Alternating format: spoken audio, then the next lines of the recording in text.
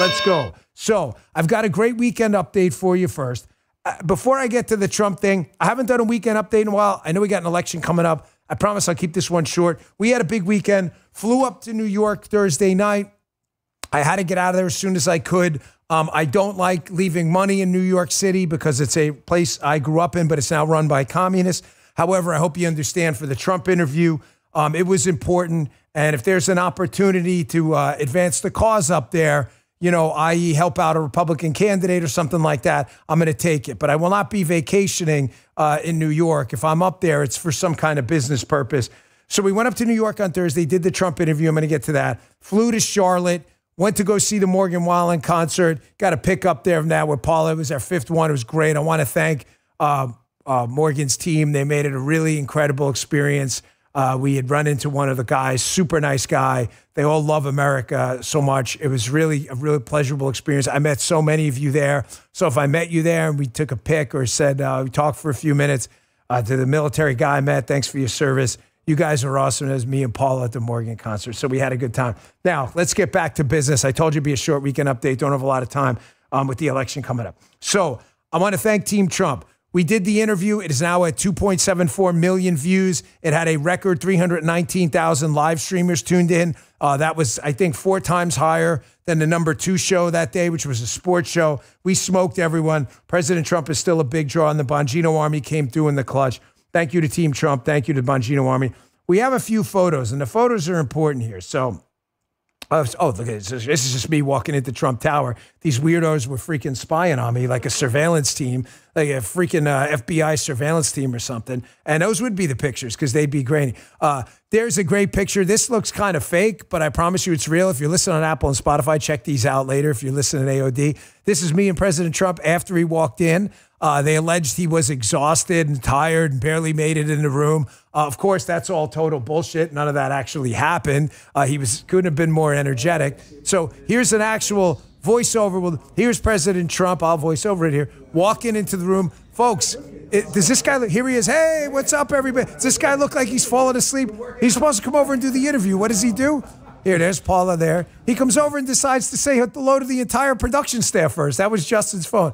This is him. He had to like navigate around the cameras. So for everyone in the media saying Donald Trump was exhausted. And by the way, the reason he was a few minutes late for our interview is because he stopped to say hello to everybody on the production team, and he was doing another interview at Fox. So the media stories, which I'll show you in a second, of him being tired and falling asleep are total bullshit. He also took some pictures. There we go. We were #1. Dan Bongino show 317,000. Thank you to you, by the way. Self-praise stinks, but you guys came through in the clutch. #2 is Pat McAfee, really funny sports show, good guy, but 73,000. So, folks, we pretty much kicked ass. We almost had 3 times the audience right there. So thank you for coming through. I want to show you some of the stories to show you what kind of bullshit we had to deal with after this interview.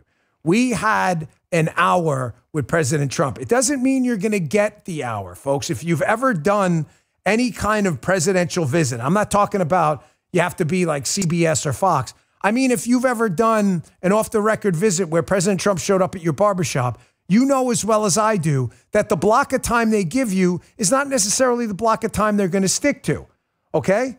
That if they give you to 11 o'clock and he arrives at 11:07 or 11:10 because he's doing something else, you don't get to extend it 10 minutes because he's got another stop after that. You know, dumbasses didn't know that. He was a headline from the Daily Beast. Again, another freaking disgusting episode. Matt Wilstein, I sent him an email basically telling him to go F himself because he's a dumbass. I asked him if his parents, again, tell people they have no living children. I did. You know, Matt Wilstein, please feel free to put the email on Twitter because he's a D-bag loser with no credibility. Exhausted Trump can't make it through interview in his home. Absolute total bullshit. I just showed you the behind-the-scenes video. He spent extra time greeting the whole production crew. It took us a few minutes to get the interview started. Here's Raw Story. I mean, Raw Story is just obviously a bullshit outlet. Sarah K. Burris, who knows what the hell is this? I mean, this loser, really, this is like not even GED level fake news. Is Trump okay? Confusion as exhausted ex-president abruptly ends friendly interview. Abruptly? What do you mean? The time it was supposed to end? What are you talking about? I would have asked 10 more questions. You can't. He's got somewhere else to go. He had another interview. By the way, Here are receipts incoming for asshole Sarah K. Burris and even bigger asshole Matt Wilstein from the Daily Yeast, 2 scam outlets. Here he is. So he was supposed to leave at 11. That's when he so-called abruptly ended the interview. He ended it, Justin, you were there, right? So abruptly that he stayed for an extra 10 minutes after abruptly ending it. To do what? To sign a bunch of stuff. Here he's signing the Dan Bongino Show flag that's going up in our new studio.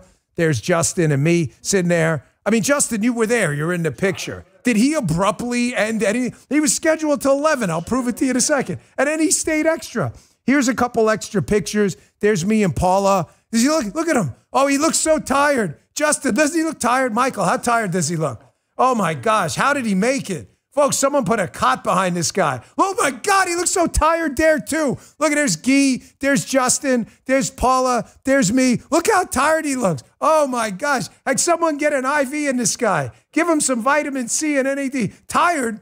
He said he would have taken 20 more pictures if the staff and Secret Service didn't tell him he had to go. So, more incoming. I would never do this ordinarily, but again, I'm sorry to spend a lot of time on this, folks, but we have an election coming up, and this is not about me and my interview. It's about everything the media tells you about Trump now and forever. You should assume is false because there's a 50-50 shot it is. Here's the email from his crew. Mentions when the production team would arrive. Justin and Guy got up early that morning, 5:15. You got to set up the crew stuff. They sweep it. Secret Service did a great job.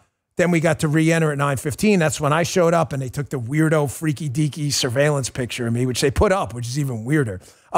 10 to 11, the Dan Bongino Show interview. That's your time. That's there. I mean, how many more receipts could you possibly need? Oh, boy. They lie all the time, folks. I just put this stuff up there again, not to wear you out with the interview. That's not the point. The point is to tell you they will never retract this story. Fuckstick Matt Wilstein will never retract his Daily Yeast story, even though I just categorically showed you it was fake. Either will Sarah K. Burris. They don't care. These people don't have any human dignity. The fact that some of them may have kids and they have to come home. I wonder what's going to happen when they catch their kids doing drugs. What are they going to say? Well, I never did that stuff. Actually, you're a documented liar, Mom. Dan Bongino humiliated you on the show and made you look like a loser for lying about stuff. Sick of these people. They lie all the time, and everyone knows it. And folks, they're lying because this is really, really bad for them. I'm hoping you're spending election night with us. Folks in the chat, you guys, yes or no? You guys coming out with the chat? Are you guys coming to election night to join us? 7:30, rumble.com/Bongino. Again, we have an extremely limited number of tickets. We'll be doing it at Oak and Ember in downtown Stewart. It's going to be an amazing night. It's ticketed only. And the reason is fire code stuff, folks. If I was doing it in an open field, we'd invite 10,000 people. And believe me, we could probably fill it up. But it's a limited number of seats. We have a limited number of tickets. Here were the snapshots from this weekend. Folks, campaigns are snapshots and sound bites. That is it. They are nothing more. This is hilarious. Donald Trump, who knows Kamala Harris is probably lying about working at McDonald's. They have no record of it. They don't seem to know anybody who remembers her working at a McDonald's. I think Kamala Harris is probably full of shit. So does everyone else. Here's Donald Trump, who's actually now worked at McDonald's more than Kamala Harris. Here's a video of Donald Trump at the McDonald's working the drive-thru. This is a classic. Check this out. I could do this all day. I wouldn't mind this job. I like this job. I think I might come back and do it again. Thank you. Look at that. Mr. Look at that. Wow. How are you? Thank you, Mr. President. Nice to see you. You made it possible for ordinary people like us to meet you. You're not ordinary. I mean, thank you so much You for are not everything you're ordinary. doing. I can see. We pray for you, and you are the type of person we want to be the president. Thank you very much. Thank you so much. So nice. Thank you very much. Yeah, I took a bullet. That's right. Thank you, Mr. President. When you think about it, I guess that's right. Thank you. Thank you very much. Folks, you can't beat that. This is the best retail politician the Republican Party has seen since Reagan. Let's be honest, Bush wasn't a good retail politician. Romney, forget it. Romney was the worst retail politician of any party. He's up there with Kamala Harris for being fake, okay? Let's just be straight about what it is. I mean, obviously would have been better than Obama, but I'm not even sure by how much. This guy's the best retail politician we've ever seen. The guy's like, now I've worked 15 minutes more than Kamala Harris, and the media is forced to respond on it. They're forced to respond. This is hilarious what's happening here with this. Here, put up the New York Times article. Now they've got her on the spot that the New York Times has to, here, you know the old adage, the when did you stop beating your wife question, when you ask, and then the Republican responds, beat my wife. I didn't beat my wife. And then that's the headline. Republican Joey Bag of Donuts says, I don't beat my wife. Well, what does it force people to do? It gets in people's heads that he's refuting something that happened. It gets them to look it up. This was such a powerful visit because look what happened in the New York Times. Now they're forcing people to look up, well, is Kamala Harris lying about McDonald's too?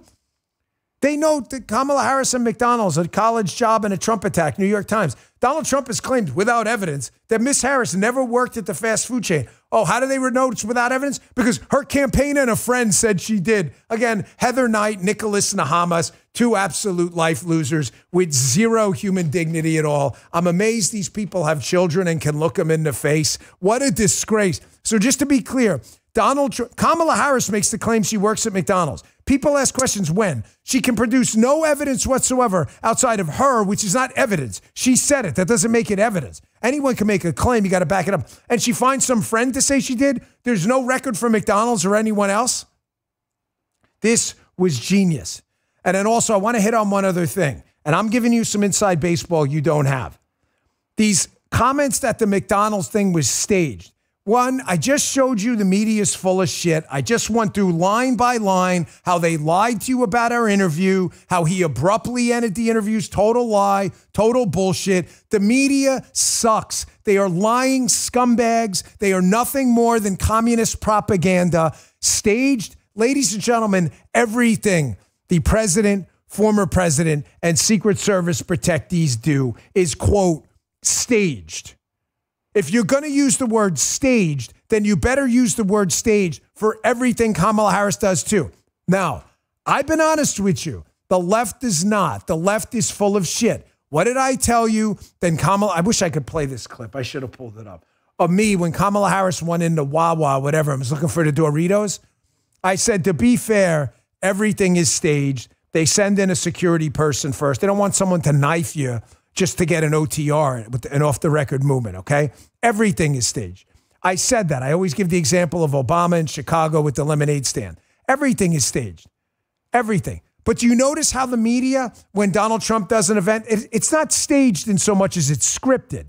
You notice how the media uses negative words to describe Donald Trump's trips, even though they're no different security-wise than Kamala Harris's? Yet Kamala Harris, they make you believe and they fake it that it's some impromptu, extemporaneous thing. Folks, it's all bullshit. This is the media. They suck. And they're trying to cover up for this dreadful campaign where I'm telling you now, if you execute, vote early, vote early. Everyone in the chat right now, vote early and in person. Vote early and in person. Vote early and in person. If you execute and bring 10 people, we will win this thing. Here's some more snapshots from this weekend. Here's Donald Trump at the Steelers game. Of course, ridiculous. NBC wouldn't show you a lot of this because they hate Donald Trump. Here he is at the Steelers Jet game. Chance of USA breakout. Check this out.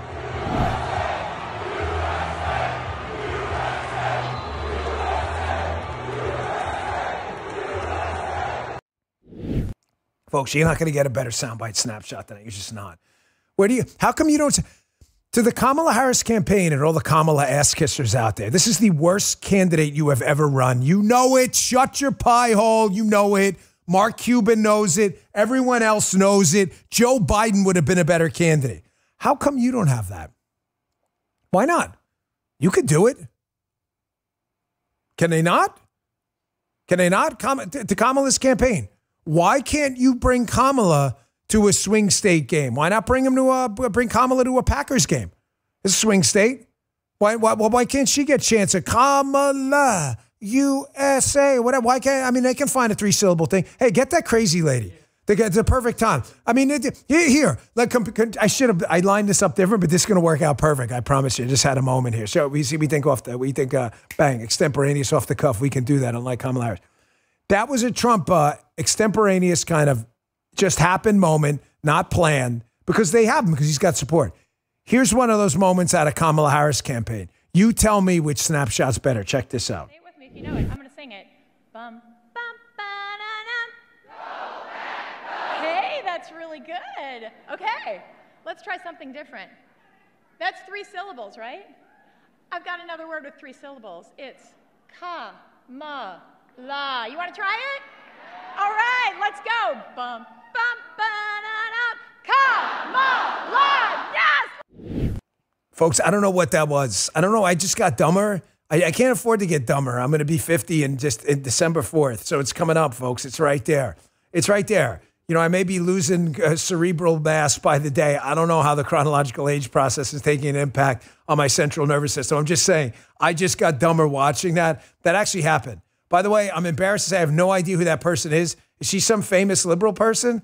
I have no idea who that person is. I don't know what she was doing. I don't know what that was. But I'm sorry, the cringy liberal, like middle-aged, these people out there who, I mean, I'm way above middle-aged at this point, but who have nothing going on in their lives are the most dangerous people in America right now. They go up on the stage, these folks out there with nothing going on other than liberal, hate-filled, cancel culture politics. This is the best they've got. It's what you just saw there's a total train wreck. Everything I've been telling you about the vote, by the way, is real. To throw out the polls, everything I've been telling you is real. I'm going to play for you a 61 minutes clip where even they're starting to get worried that the polls may be off. Let me say one more thing. I forgot to mention this. Folks, this is the ball, the famous ball. There it is. Donald Trump signed this for us. This will be auctioned off.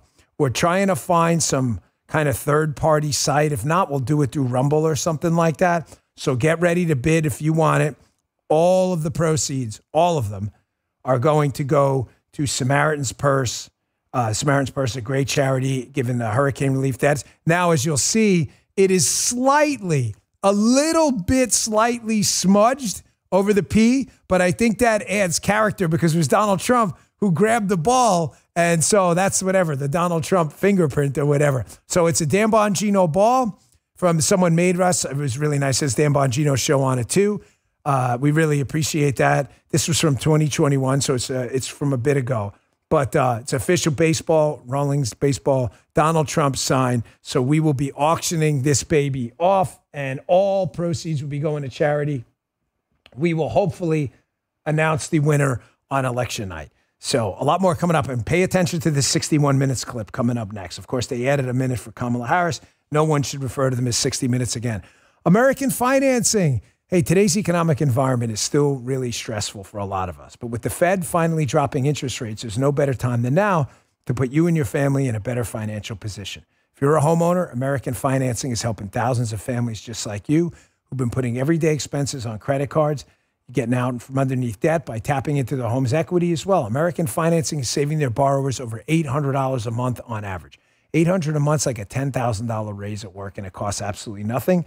To find out how you can save, they're closing some in as little as 10 days, and if you start today, you may not have to make next month's mortgage payment. There's no better time than now to turn your situation around. Call today, 888-994-7660. That's 888-994-7660. It's AmericanFinancing.net. That's a .net address, AmericanFinancing.net, NMLS 182334, NMLSConsumerAccess.org. Hey, man, just candidly in the chat, what do you guys think of you think the ball, we can raise some money with it? It's you know, I may bid on it myself. Oh, look, who sent you that? Oh, the plank is in. I told these guys to mail it back because I don't want to get lost in a check-in. Thank you, FedEx. Good job. Here you go. Made it back. There's Donald Trump's signature on the Dan Bongino sign. It was a great night. So I'm really hoping to raise some good money with this ball. So you know, you do your thing. And like I said, I bid on it myself, but I want you guys to have it. It was a really special moment. And you can always, if anyone ever doubts its authenticity, just play for them the podcast where he signed the ball. It's fairly obvious. And the smudge is, I just showed you the smudge, okay? Right there. So now you know. So if it's ever on, what's a Rick show again? Pawn Stars. P-A-W-N. Pawn Stars. Rick Harrison, who's a great, great guy. If it ever makes it onto the shop, you'll know. You can show him the video. And also, I forgot to mention at the beginning of the show, Bailey Zimmerman was awesome at the concert this weekend, too. Morgan tore it up. But folks, Bailey Zimmerman, if you've never seen this kid put on a show, this young man, he tore it up, man. That me and Paula was dancing the whole, I think she burned like 2,000 calories that night dancing around. We had such a good time. All right, back to the show. Here is 61 minutes. I told you, throw the polls out. Disregard the polls. They are reliable but not valid. How can something be reliable and not valid? I've told you this example, and it's really important you remember this. A scale that's always 10 pounds off, it adds 10 pounds, is reliable. It's just not valid. If you're 200, it's going to show you're 210. You're not 210, you're 200. But you know it's reliably wrong, so you can make those are the polls with Donald Trump. Donald Trump runs between 9 and 5 points behind in all of the national polls every time. They're reliably wrong. They're just not valid. So when you know that, you assume that if Donald Trump is running head-to-head nationally, he may be up. That's not an excuse for bullshit red wave talk that's going to do nothing but hurt turnout. If they're going to cheat, they're going to scam, and if we don't execute, we are damn straight we could lose this thing. Make no mistake. Make no mistake. But folks, the hidden Trump voter is real. If 61 Minutes, an outright communist network that is still trying to explain away why they screwed around with the Kamala Harris interview with their like second or third explanation right now. I mean, this is the first explicit one, but there was like all kinds of insider talk about what happened here.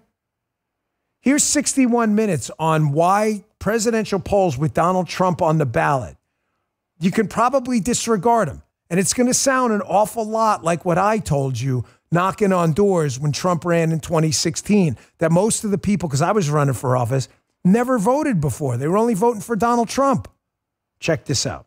There's something specific, particular to Trump, that makes his support hard to capture. In these four most recent elections, the two big errors have both come when Trump's on the ballot, and the two elections without him on the ballot, we've been as good or better than our long-term average. Say more about why you think that is. The people that Trump mobilizes to vote really do turn out for him, but they seem to drop out of the electorate in the midterm.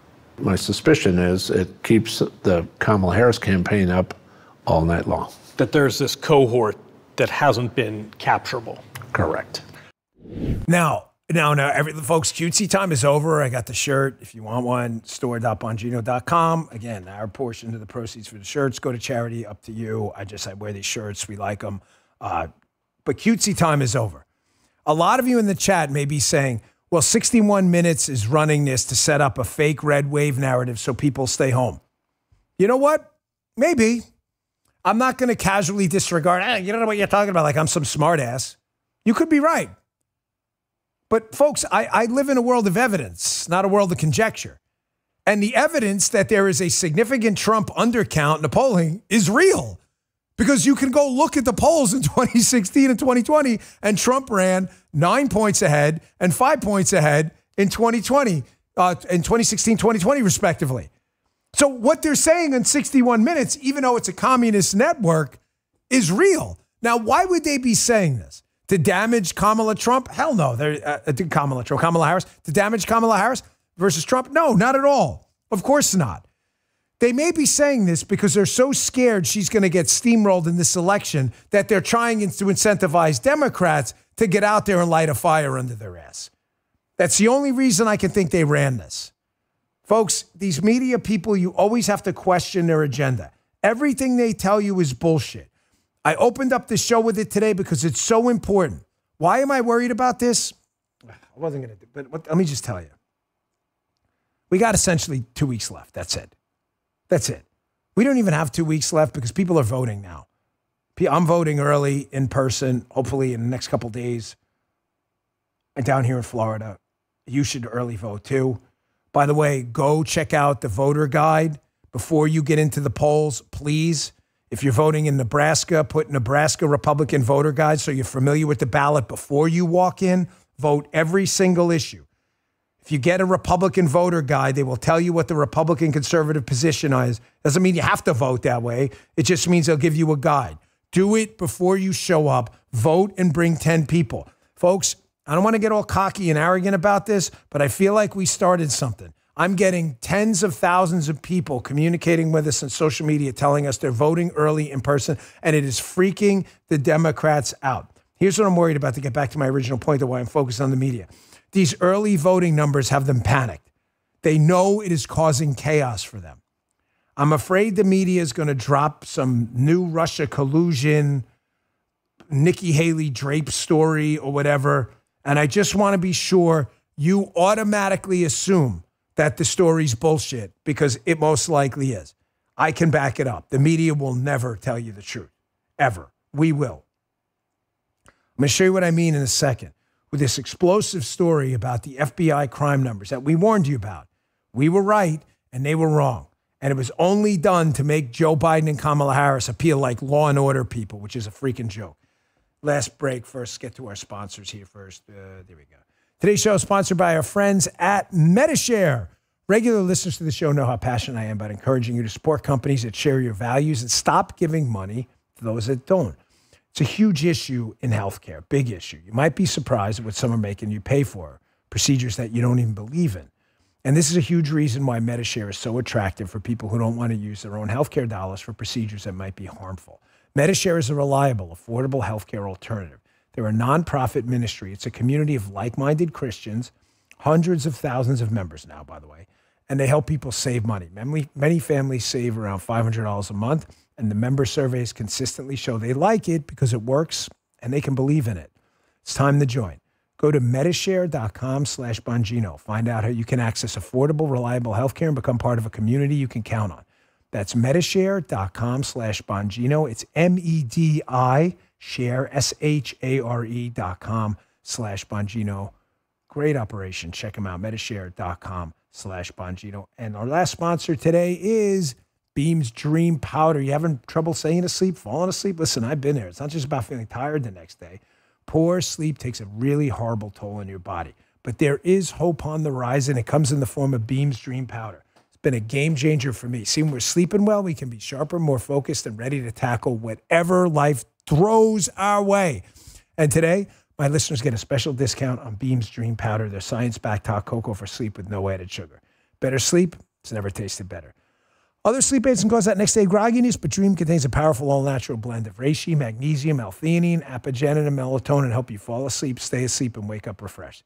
If you want to try Beam's best-selling Dream Powder, Beam's offering Bongino listeners an exclusive discount. Get up to 45% for a limited time when you go to shopbeam.com/Bongino and use code Bongino at checkout. That's shopbeam.com/Bongino. Use code Bongino for up to 45% off. Thank you, Beam. Got a good night's sleep. I was out last night. Listen, I got to be straight with you. I probably partied a little hard this weekend, so it didn't. I may have missed a little bit of sleep. So last night, Paula came in. I woke up this morning, and she was like, "You were snoring, Snow." I don't snore. When I snore, I must be tired. So I woke up today like feeling amazing. You ever get a really good night's sleep and you just crush it? You just crush it. And you wake up ready to conquer the day? That was me today. Here it is. I want to show you this supercut. It is important you pay attention to this. Everything the media is going to tell you in the next forever, but in the next 2 weeks until Election Day. Folks, please spread it to your friends. Just assume it's bullshit. I don't care what it is. Donald Trump met space aliens. Donald Trump's doing some business deal in Ukraine. It's just assume it's bullshit because it most likely is. The FBI, after we told you they released these crime numbers to paint Biden like some crime fighter. Crime is down. Everybody say crime is down. Paula went to a Walgreens in New York City. She had to pick up, we left some of the medication at home. Paula had to pick it up. She's like, Dan, I never seen this. I walked, everything's locked up. She's like, crime is down? Like crime is down so much you got to keep everything in locked cases in liberal cities? Are you shitting me? Hat tip the great Tom Elliott over at Grabian. Here's a supercut about 1:20 of the media telling you crime is down when we warned you that's bullshit. The FBI numbers were not accurate. They didn't include some big cities, and it only includes reported crime.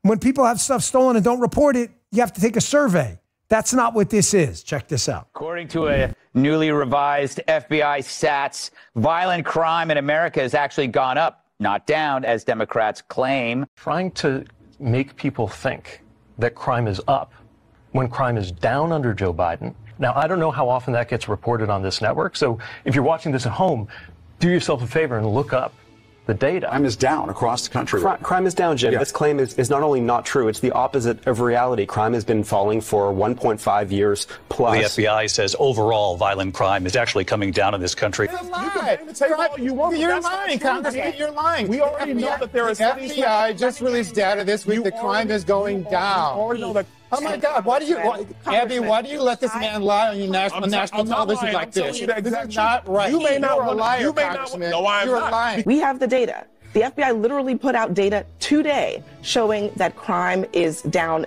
We have to deal in facts here. Thank you. Okay, it's clear as day. The FBI put out statistics. The trend line is going down. If you don't believe the FBI, independent people who look at these numbers say the same thing. But the reality is that crime is going down. You don't have to twist the facts. According to a newly revised FBI stats, violent crime in America has actually gone up, not down, as Democrats claim. Folks, how many times, Michael, what's the batting average again on conspiracy theories? 1,000. What did I tell you? How much evidence do you need that what these people in the media tell you is bullshit? Assume everything they tell you is misinformation or disinformation. They are freaking documented, proven liars. They are nothing more than old school commies. What? All right, Bongino, I need you. Because you can see I'm kind of struggling with this right now because I feel like I'm telling you something you already know. The media sucks, Dan. No big deal. Folks, however, there are people watching this show, I assure you. It's a small group, but they're out there, who I'm telling you may be still convinced in the coming days when the next Trump bombshell comes out that the story is real. Is this worth covering or should I just ignore this stuff?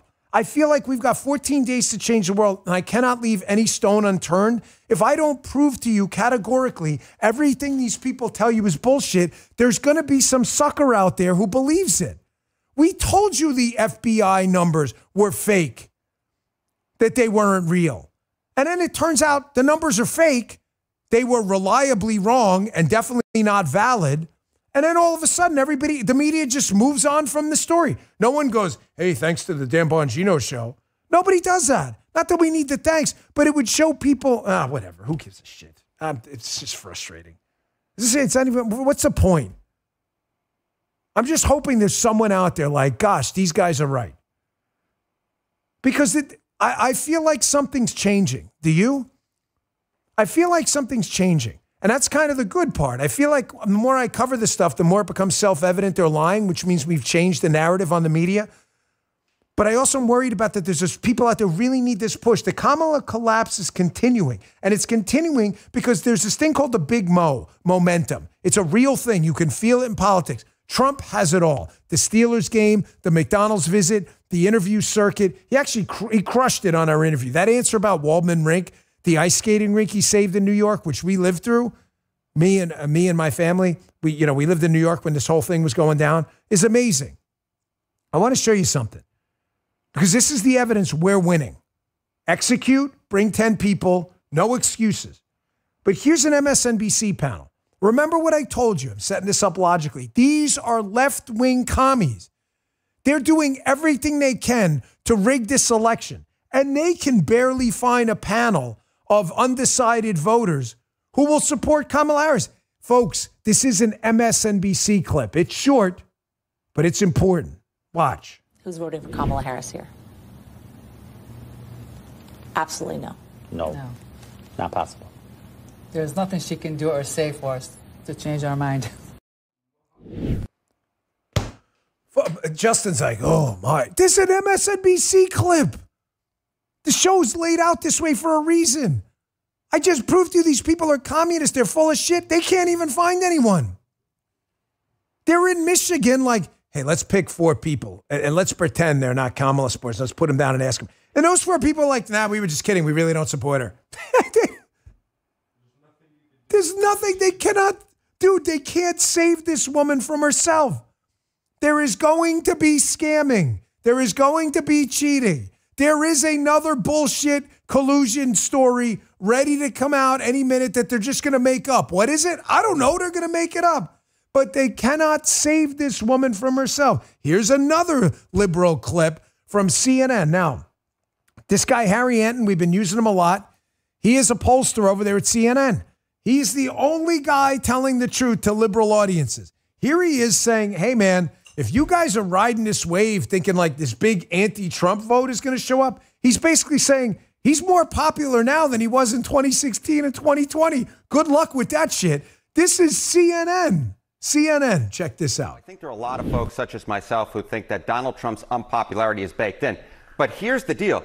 If you believe that Donald Trump has somehow become less popular over time, let me change your mind about that. In fact, he is more popular at this point in the campaign than he was at this point in the 2020 campaign or the 2016 campaign. Look, he's still underwater, right, with a negative 9-point net favorability rating. But that is higher than he was in 2020 at minus 12 points when he nearly won. And it is way higher than the minus 27 net favorability back in 2016 when he did win. Folks, forget the minus 27 favorability in 2016 because, again, it was reliable and not valid. Forget those numbers. They're probably all bullshit. But assume it's reliably wrong and Trump was maybe underwater by just a few points because he won in 2016. If he was down 27 in favorability in 2016 and in this CNN operation where they're covering this poll is only down 9, so a third of that now. If you execute and vote early in person and bring 10 people, we will win this thing. We will win it, and we will win in a lot of places where it's going to open a lot of eyes. If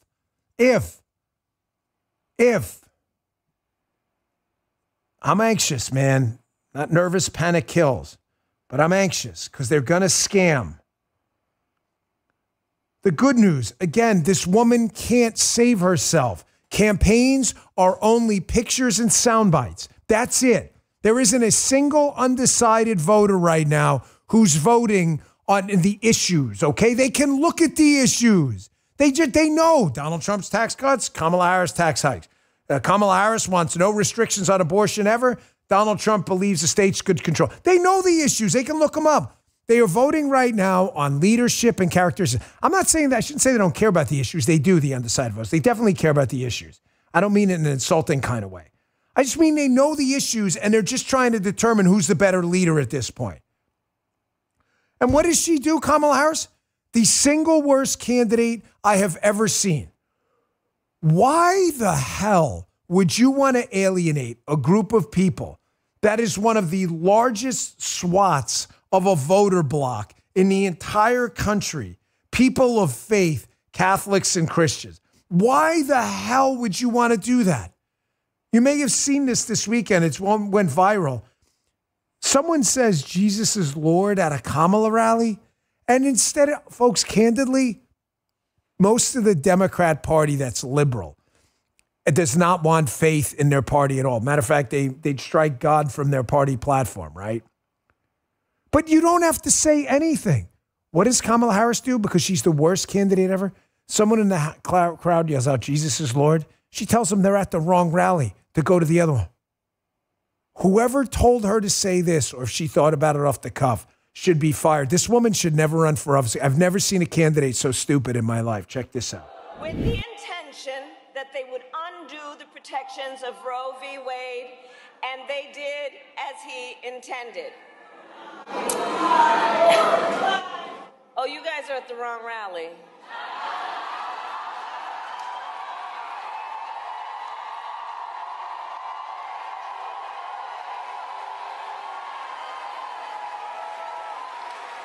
No, I think you meant to go to the smaller one down the street.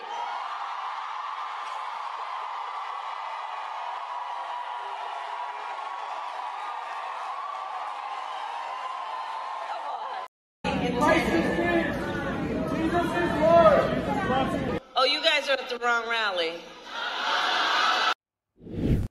And Justin said they got tossed out, too, for saying Christ is King, Jesus is Lord. It was a Catholic high school in my neighborhood, Christ the King. We used to lose them in basketball all the time. I went to Archbishop Malloy.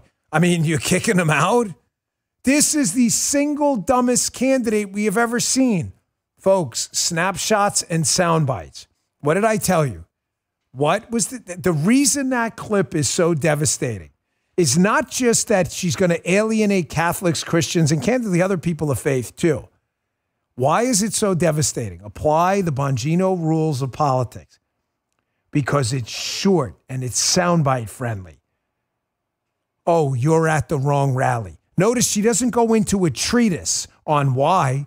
She doesn't explain away. But by the way, then she starts cackling and smiling.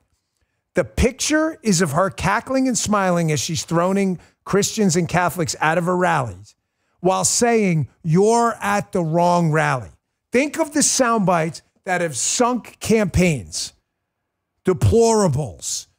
Why do they work? Because they're short, digestible TikTok clips that impressionable people see. This woman is an idiot. All she had to do was ignore it and say, hey, we appreciate your perspective. Thank you for coming out. You know, people of faith are welcome in our party. She's too stupid. She cannot save herself. Now, contrast that with the snapshots and the sound bites from the Catholic Al Smith dinner Kamala Harris didn't go to and sent a cringy video, which was so unbelievably stupid. I heard from people were there. People were cringing and they couldn't wait for this horrible thing to end. Donald Trump shows up at the Al Smith dinner. A lot of Catholics, raises a lot of money for Catholic churches and organization out there. Pretty powerful voting bloc. People of faith. It's a funny, lighthearted dinner. Here are the top 5 jokes from Donald Trump at the Al Smith dinner, where he absolutely slayed. And again, you tell me who won Friday, Saturday, and Sunday. Check this out. I used to think the Democrats were crazy for saying that men have periods, but then I met Tim Walz.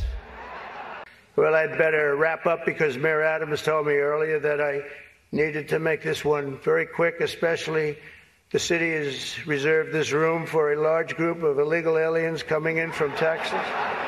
There's a group called White Dudes for Harris. Have you seen this? White Dudes for Harris. Anybody know? Are some of you here? White Dudes for Harris? Doesn't sound like it. But I'm not worried about them at all because their wives and their wives' lovers are all voting for me. A major issue in this race is child care, and Kamala has put forward a concept of a plan. A lot of people don't like it. The only piece of advice I would have for her in the event that she wins would be not to let her husband, Doug, anywhere near the nannies. Just keep him away. That's a nasty one. Chuck Schumer is here looking very glum. Doesn't he look glum? He looks glum. But look on the bright side, Chuck, considering how woke your party has become. If Kamala loses, you still have a chance to become the first woman president.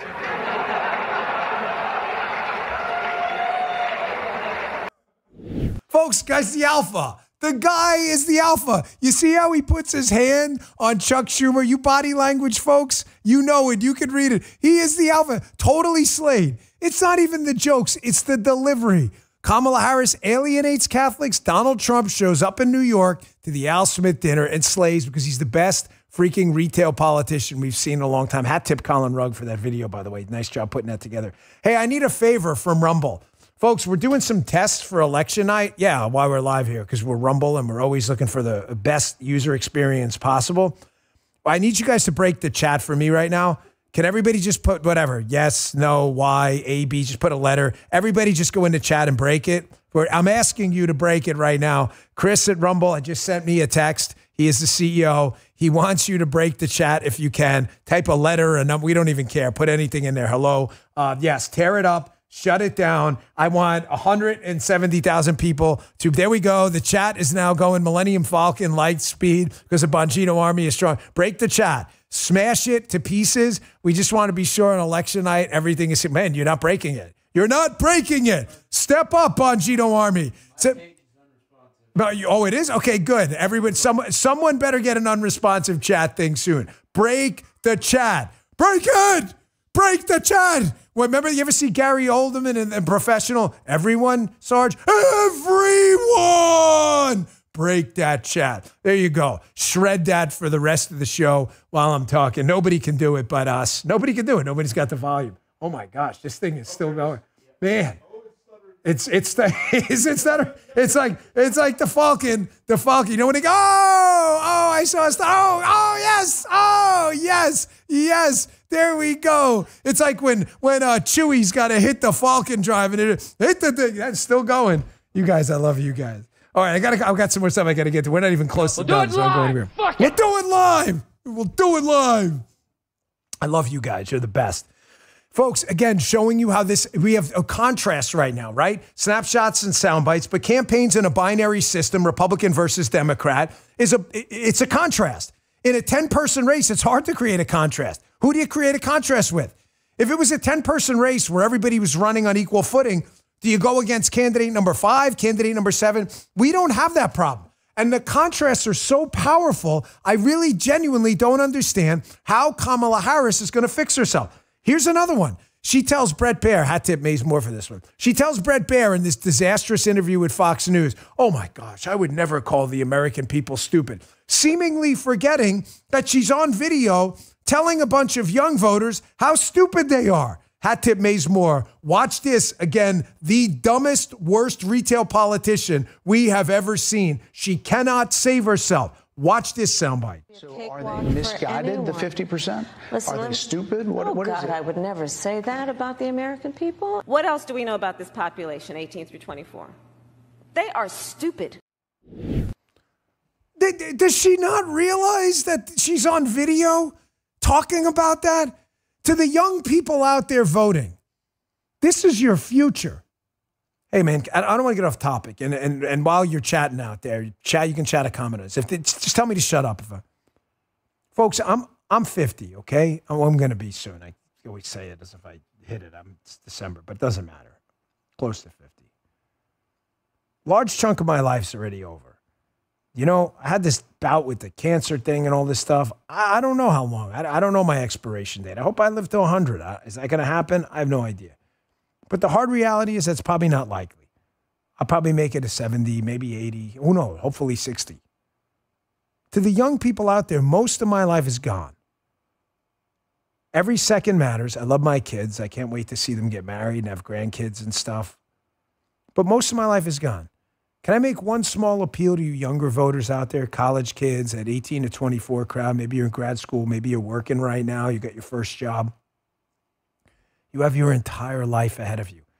Your entire life. Many of you haven't had kids yet. You haven't had the pleasure of going to a concert with your wife and then coming home to your kids who gives you a big hug when they come in the door. You will have those experiences. Do you want those experiences to happen in a country where you can speak freely online, control your own money, control where your kids go to school, you got a good healthcare system that can cure you of a disease you get? Or do you want to grow up in a country where the government tells you where you can go to the doctor, sends your kid to some shit falling apart public school, you're begging for a job because the economy sucks while they suck the life out of you with taxes? Please, go register to vote today. I think today's the last day in Pennsylvania, but get registered. Michael and Avita just beat the deadline. Get registered. They moved, and get out and vote early and in person. I am begging you as a friend. All right, back to the show. I want to show you another thing here, proving my point. Your entire future is ahead of you. Folks, if you are voting on I need a job, I'm sick of inflation, there is only one candidate. I don't care about mean tweets. I don't care if you liked his McDonald's visit. I don't care about anything. There are real records to run on. You have the Biden-Harris administration and the Trump administration. The Wall Street Journal put up this very easy to understand chart.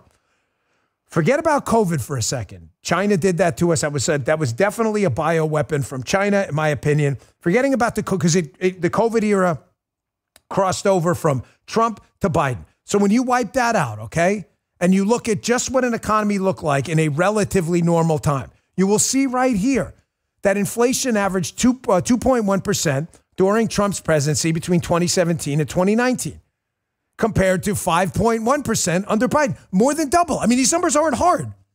Deficits totaled $2.4 trillion during Mr. Trump's first 3 years. Again, we're wiping out the COVID thing here, compared to $5.8 trillion during Mr. Biden's. The numbers are clear as day. Just look at the chart. If you want to pay more for stuff, then vote for Kamala Harris. She's been incredibly effective at inducing inflation with her boss, Joe Biden. It's really simple.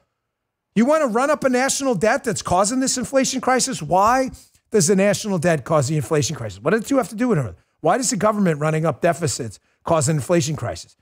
Because, folks, if the government has to borrow money, who do you think they borrow money from? They borrow money both. They get quantitative easing. The Federal Reserve just prints more. And then secondly, they'll borrow money from the Social Security Trust Fund. They'll borrow money in the form of government bonds.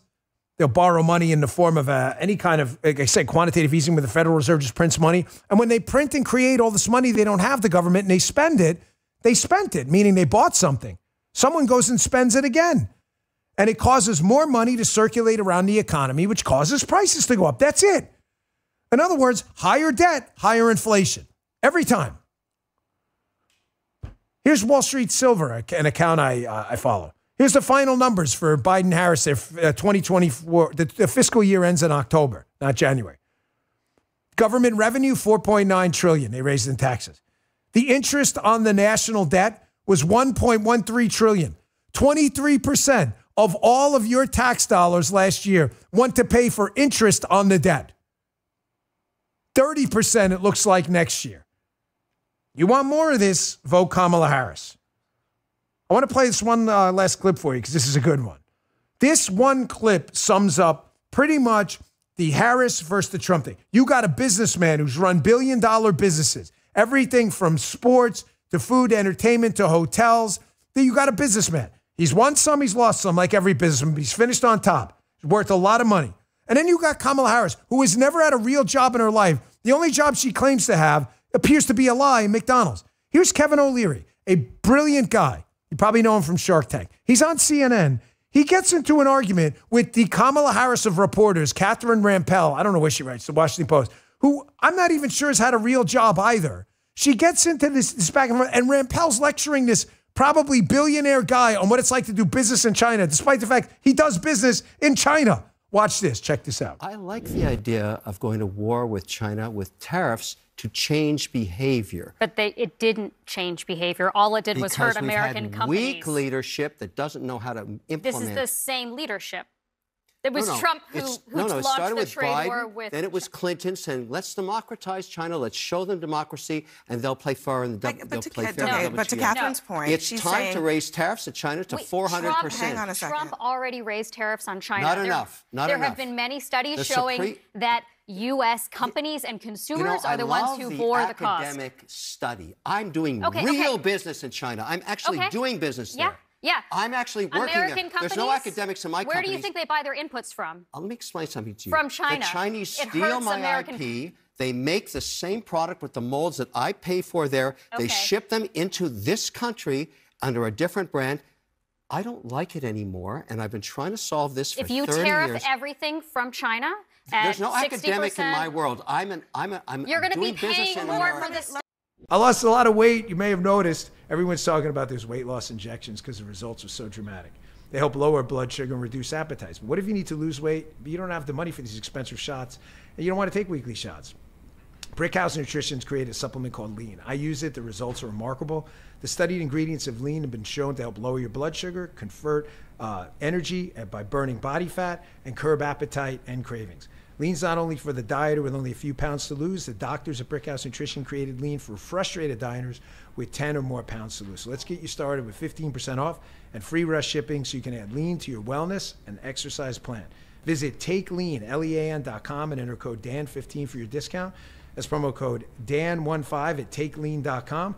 These statements and products have not been evaluated by the FDA, not intended to diagnose, treat, cure, prevent any disease or condition, not a substitute or alternative for care from a healthcare provider. Thank you, Lean. Thank you, everyone. So I've got a bunch of questions planned. I'm going to give you guys a preview because you got in here a little early. Just waiting on President Trump to get in. Let me put these to the side here. And obviously one of the things that's bothered me, I said in the beginning, is the debacle with the Secret Service. President Trump has a very significant threat to his life. I was a Secret Service agent for many years under 2 Democrat administrations and 1 Republican one. And I think it's really important that we focus on not just the safety of President Trump, but all our protectees. This is a constitutional republic, folks. This isn't some third world, failing former empire. We got to keep them alive. And for what it's worth, my objective analysis of the security walking in, they have definitely upped the security plan around here in Trump Tower. Did I say we were in Trump Tower? Did I tell them that? I didn't. Oh, sorry, guys. So a lot of you were asking on the chat, is this going to be, live with President Trump? Yes. Obviously, now you can tell it is. It's not remote. But yeah, we're in Trump Tower. We came in this morning. And this, I don't want to go into deep security details I noticed, but I can tell you from experience that I've definitely seen some, we'll call them enhancements for the big six threats. Big six threats when I was in the Secret Service are the tactical threat, the medical emergency threat, the chem bio threat, an IED, airborne, and fire. And I've noticed on a few fronts that there are definitely things going on here. So that should put you at ease a little bit. I'm going to ask him about that. I also want to ask him about the storm response. President Trump was one of the few guys to run for office and win with a significant body of billion-dollar business experience in a number of different enterprises. So I think one of the questions that I'm kind of surprised no one has really dug into. If they have, forgive me. I'm not trying to be presumptuous about it. But I was chatting with Paula this morning, right, Paula, about the real estate question. And I thought, you've been doing significant real estate business in New York for many years. You're dealing with unions, the city, bureaucracies, mercenary bureaucrats. What'd you learn from that? What'd you learn from that? In that experience, is that one of the things that motivated you to run for office? And by the way, if we get any folks in the chat, is he coming in now? If we get any folks in the chat who have a really good question, fire it out. I'd love to hear it. All right, just waiting on President Trump. I could see this, so I can give you a little play-by-play. I'll be like, hopefully not Bob Costas on TBS for the playoffs. If you know. But we got a bunch of, looks like former colleagues of mine in the lobby out there, Secret Service guys. We got a crew back here who's being very quiet, which I really appreciate. You guys are amazing. Then look, the doors are now opening. There's what's that? 200,000 people now? Oh my gosh. There's a lot. Am I supposed to be like nervous or something? Be a little pressure? Should I pretend? Guy, don't be nervous, right? Don't be nervous. So when he comes in, we'll let him sit down. Obviously, we don't have to mic him up or anything like that. We got the mic stand. And he just got off the Fox interview, which I watched this morning. By the way, did you guys see him at the Al Smith dinner last night? He absolutely slayed. He was hilarious last night. That joke about Tampon Tim was classic. That Tim Walz didn't show up to the Al Smith dinner, but he's going to tell everyone he was there anyway.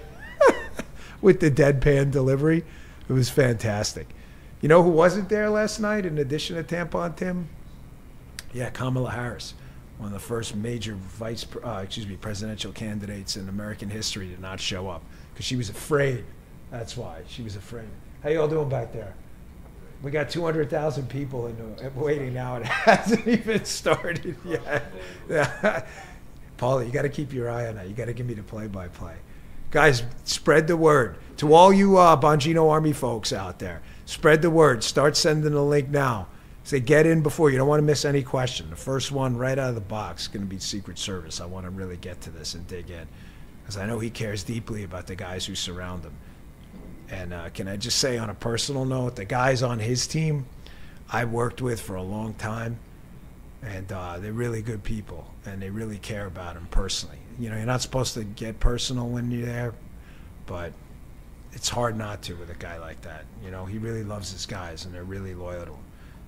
A couple other things I want to ask him, although I got to be honest with you, Fox kind of stole my thunder a little bit this morning. They asked a question I already have, but I'm going to ask it again in a different way. Is the personnel issue. Personnel or policy. And I think we can all agree, in the first term, a lot of people came to him. He was not a politician, and they recommended hires, and some of these people screwed him over. But he gave a great answer, and I want to kind of dig in a little deeper. He gave a great answer, and I really appreciate it. It was candid and it was honest. He said, hey, listen, the difference between me and Joe Biden is I actually fire people. You got this guy in the White House right now with SpaghettiOs for brains. He's got people failing everywhere. Who gets fired? They don't only get fired, they get raises. And he doesn't even know their names. He calls his HHS secretary Javier Baccaria. It's not even the guy's name. And then Lloyd Austin, the defense secretary, he's laughing. Remember how many times we played the clip of the defense secretary? He can never remember his name. He calls him the general. That guy, the tall guy in the corner, that dude. He can't even remember the guy's name. At least get it right. Like, at least Javier Baccaria, he's like close. He's at least in the ballpark. He doesn't remember anyone's name. But President Trump actually fires people. And that's the way it happens in the business world. When you're in a business world and you're building a real estate, have you seen this building, folks? Have you ever been here? There's a bunch of Trump supporters outside. I saw them coming in. They said really nice things. So thank you if you're watching live on your phone outside. Nice to see you. But you know, he built this real estate empire. If you got someone who tells you they're going to pour 20 floors of concrete and they only get 15 done, you got to fire him. You got to let him go. But Biden doesn't do that. So we'll get into the personnel question, and we'll see if, you know, what we've done in hopefully a second term to get some people in there. And I want to bring up one more thing about personnel. Sorry, I got a lot more, but Howard Lutnick, who's a really good guy I know really well, and is a Donald Trump supporter. He was on, I think it was CNBC the other day, and he brought up this fascinating point. The CNBC people, they said it like it was some kind of an insult. They were like, you know, well, President Trump is, you know, demanding loyalty. And Lutnick was like, yeah, no shit, man. Like, who the hell doesn't demand? Why would you want someone in your White House that wasn't loyal to you and the cause and the Constitution? I mean, Lutnick brought up, he's like, you think I would hire someone at Cantor Fitzgerald, his company, if they weren't loyal?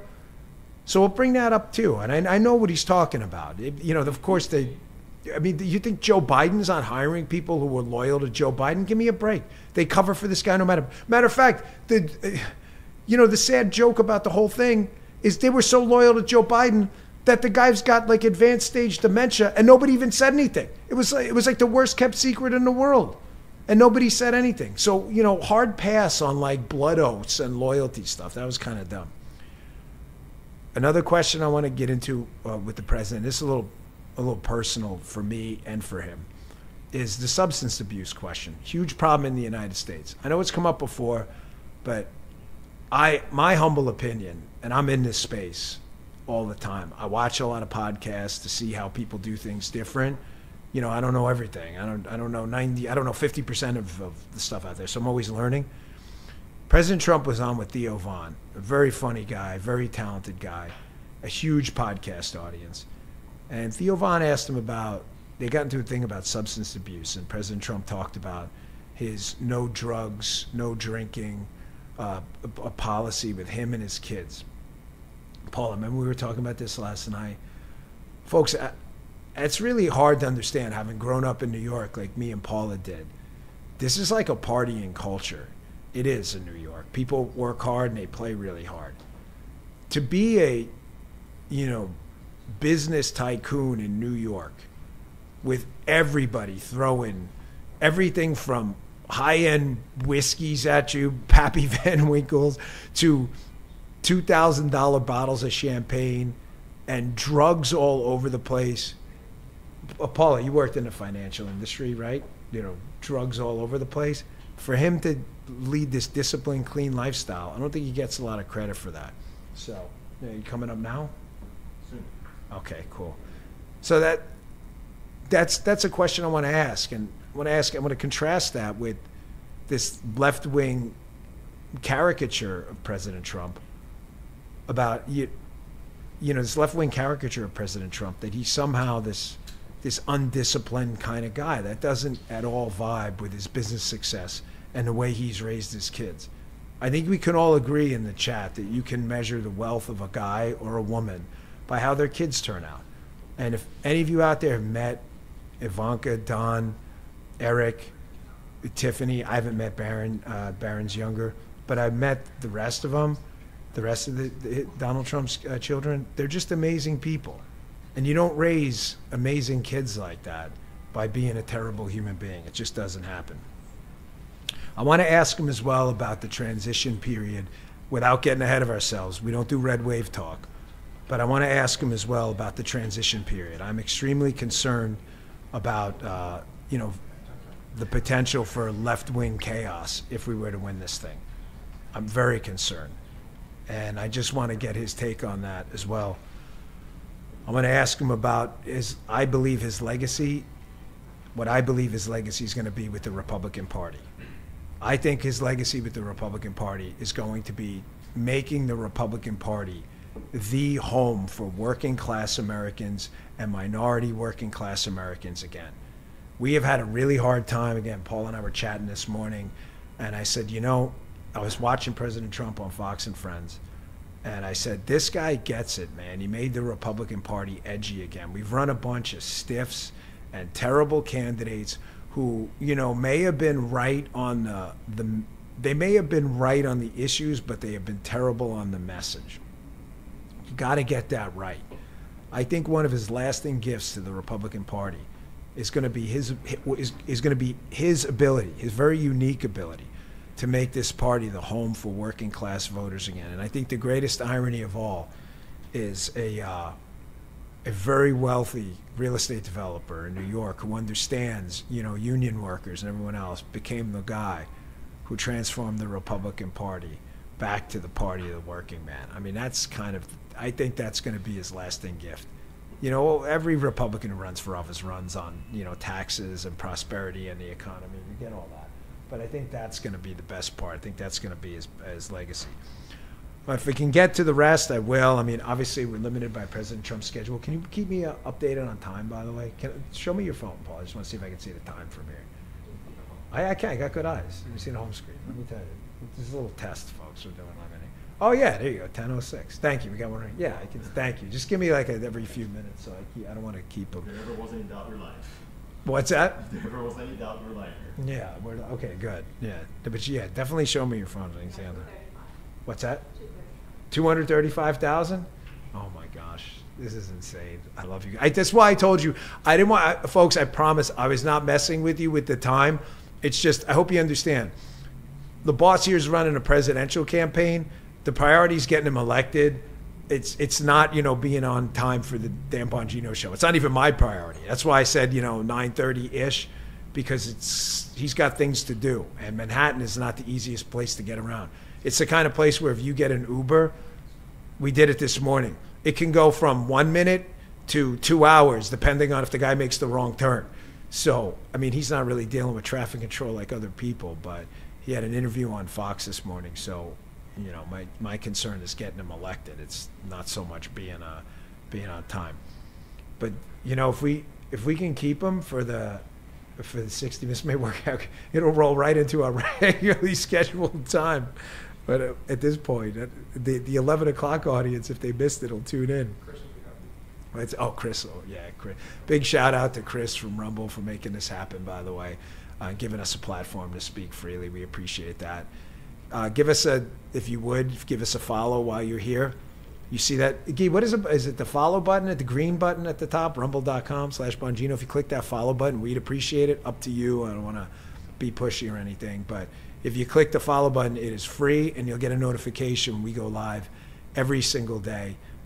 We go live at 11 a.m. Eastern time outside of special events like this, and we're typically the #1 live stream in the world, thanks to you at home. So we appreciate that. And if you set up an account with Rumble, again, it's free. Give yourself a username, Bongino Army username, and then you can chat away, and we interact with the chat as much as we can. So during the show, we do 99% of our shows live. Speaking of that, one question at the end I would like to get to, depending on time. Hillary Clinton and John Kerry, most of you noticed we covered it on the show, have been actively now pushing for anti-free speech, censorship, weaponization of government type measures. This is the kind of thing I know Democrats have always supported, but they've at least been quiet about it in the past. They're not doing that now. And Elon Musk is being openly threatened by the EU now. They're trying to bankrupt him for supporting a platform that basically believes in free expression. There are terms of service, of course, but free expression. We've got to fight back. If we don't fight back against the EU doing this and use all of our diplomatic weapons, then folks, free speech is going to be gone. Free speech, if we lose, free speech is finished. You're going to see platforms like this and other platforms under, True Social and others that are going to be under relentless assault. And we can't rely on the courts to save us. We've seen that in the past. The courts are not, that's not the backstop. That's not the relief pitcher out of the bullpen. We've got to win this election. We've got to win this election, or we're not going to have platforms like this to speak out. Speaking of which, I also would like to bring up, again, depending on time, Elon Musk. Elon's out campaigning now actively. Elon Musk, one of the most recognizable, wealthiest men in the world, guy who just amazingly landed a rocket back on Earth that got grabbed out of the air by what they call chopsticks. Trust me, those weren't no chopsticks. I've used chopsticks. I suck at using chopsticks. Those weren't chopsticks. Those was like, who the hell does that? Well, I'm watching this thing on Twitter, this rocket coming down to Earth, looks like freaking light speed Millennium Falcon. I'm like, this thing's going to crash. I heard him say it this morning, too, on Fox and Friends. He was the president. He was saying the same thing. And what it manages to slow down. Can you imagine this thing's landing and it finds this little platform like in the middle of nowhere, like a speck of dust in the scheme of things? This is the kind of guy I want in charge of a government efficiency committee. You want to talk about cleaning up government and streamlining it? Well, this is the way to do it. This is the way to get it done. What's that? 250 now? Oh, man. This is... Gee, you tell me don't be nervous, right? Yeah, don't be nervous. Sorry, folks, we're still waiting, but I ever tell you that story? I was doing a local radio. So Rush Limbaugh tragically passes away, and they announced that I'm going to be taking over the 12 o'clock spot on a bunch of these networks. And I'm doing an interview with this local station. They were great. And we were on there. They were going to take our show, right? And the host says to me, I'm sitting there waiting for this live interview in a local station. She's like, you're not nervous, right? You're going to be okay? I was like, yeah, I think I'll be okay. I'm pretty sure. So Guy does that to me every time. He's like, don't be nervous. I don't really have the nervous gene, though. Did you notice that? It's not really my thing. Yeah. Should we play the dog video again? The dog video. I'm killing me with the dog video. Did you guys, who was watching yesterday when we played that ridiculous dog video from TMZ? I was going to let it go, but Guy's right. He said, you got to be a man of your word. You said on a Friday show you're going to play this stupid dog video of this dog allegedly turning into a human being. And so we played the dog. Did anyone in the chat, did you guys hate it? Was it like so? But he made me do it. And Guy's telling Paula, last night we're flying up, he's like, the reason that he had to play this thing is he just threw this dog video in there in the show with no context whatsoever. He's like, what the hell is he going to say about this crazy dog video? So we played the dog video. And you see, I listen to my crew sometimes, but I didn't really have a lot to add. But if you saw it, it was kind of weird. It's probably some kind of AI thing or whatever. All right. Yeah, I should have worn my Is It Bad Enough Yet shirt, too.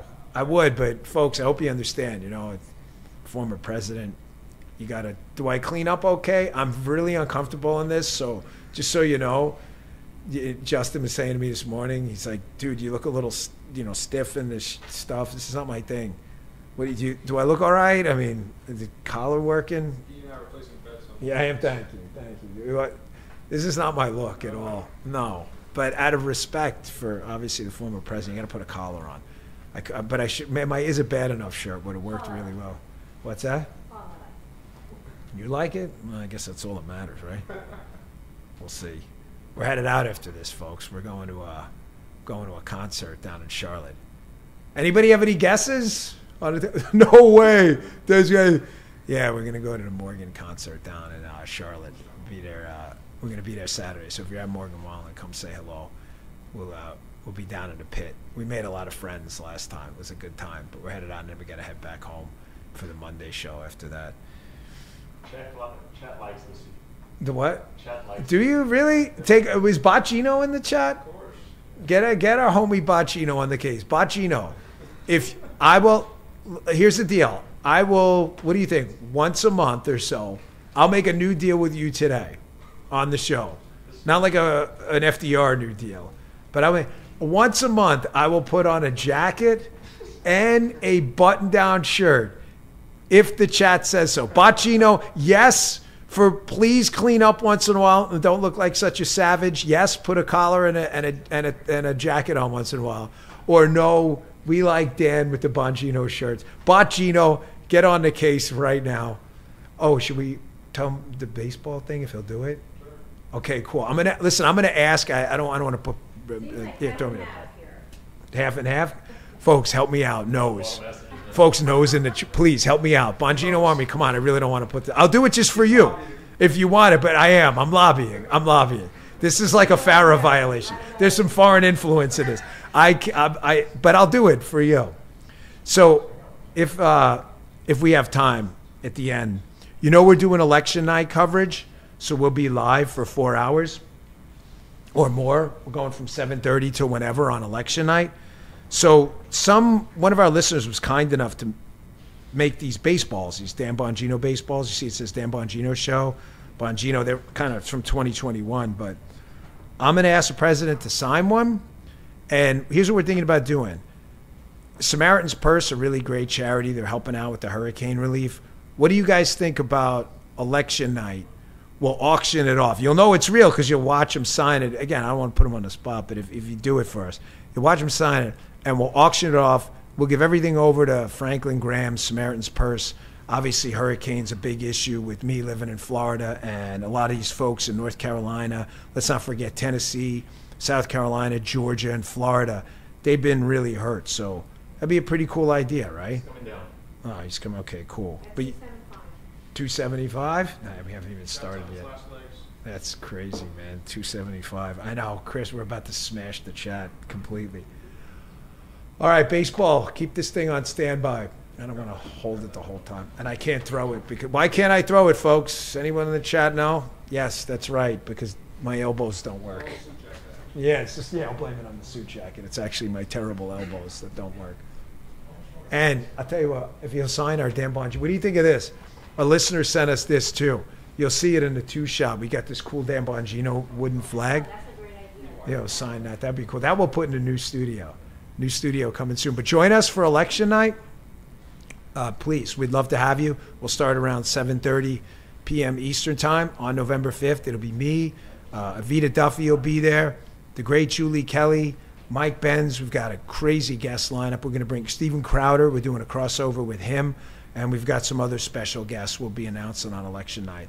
So if you click the follow button on the page while you're here right now, rumble.com/Bongino, you click that follow button, you'll get a notification. It's free.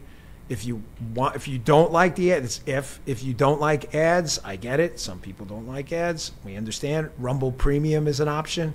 It's a subscription. You don't have to do it, but it is an ad-free experience. I'm a Rumble Premium member. I pay for it.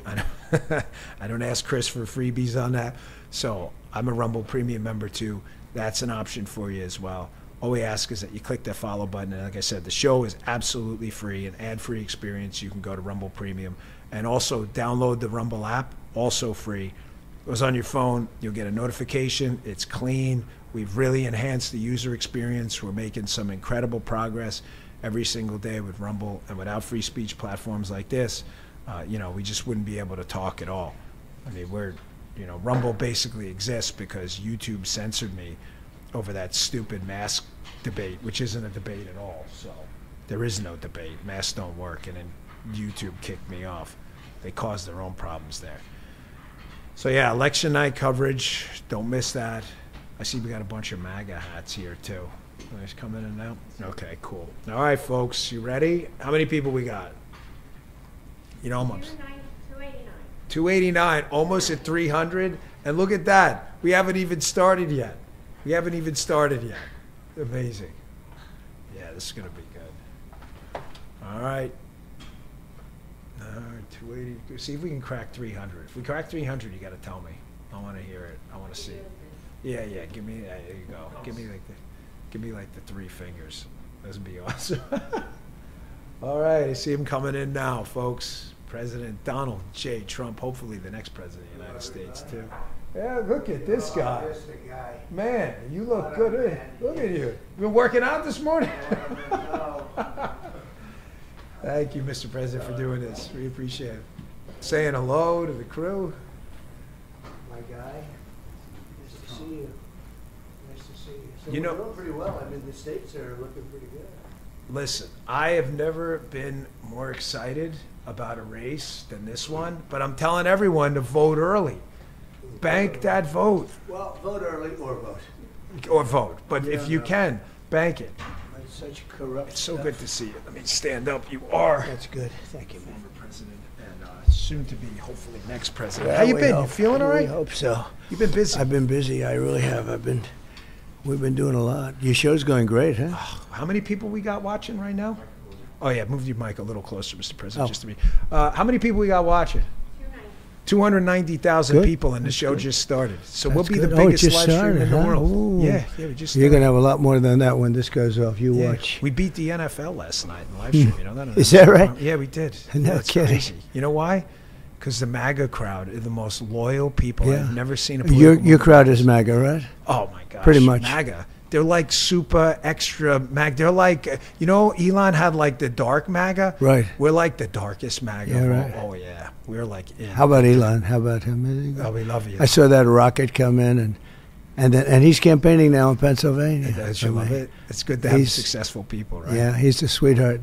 So Let's go. I got a couple of questions for you. I appreciate your time, Okay, first off. yeah. The Secret Service, obviously a sensitive topic with me. I spent 12 years there, protected Democrat and Republican presidents, something really close to my heart. I know you've told the story quite a bit. We all saw it. I spoke to you the next day. We had a conversation on the phone. It was amazing. Like, you told the story almost like you weren't even there. You were so... I couldn't believe how you came within inches of dying on television. There's no easy way to put it. And you just... I never seen anything like it. You get up and your first instinct is to scream, fight.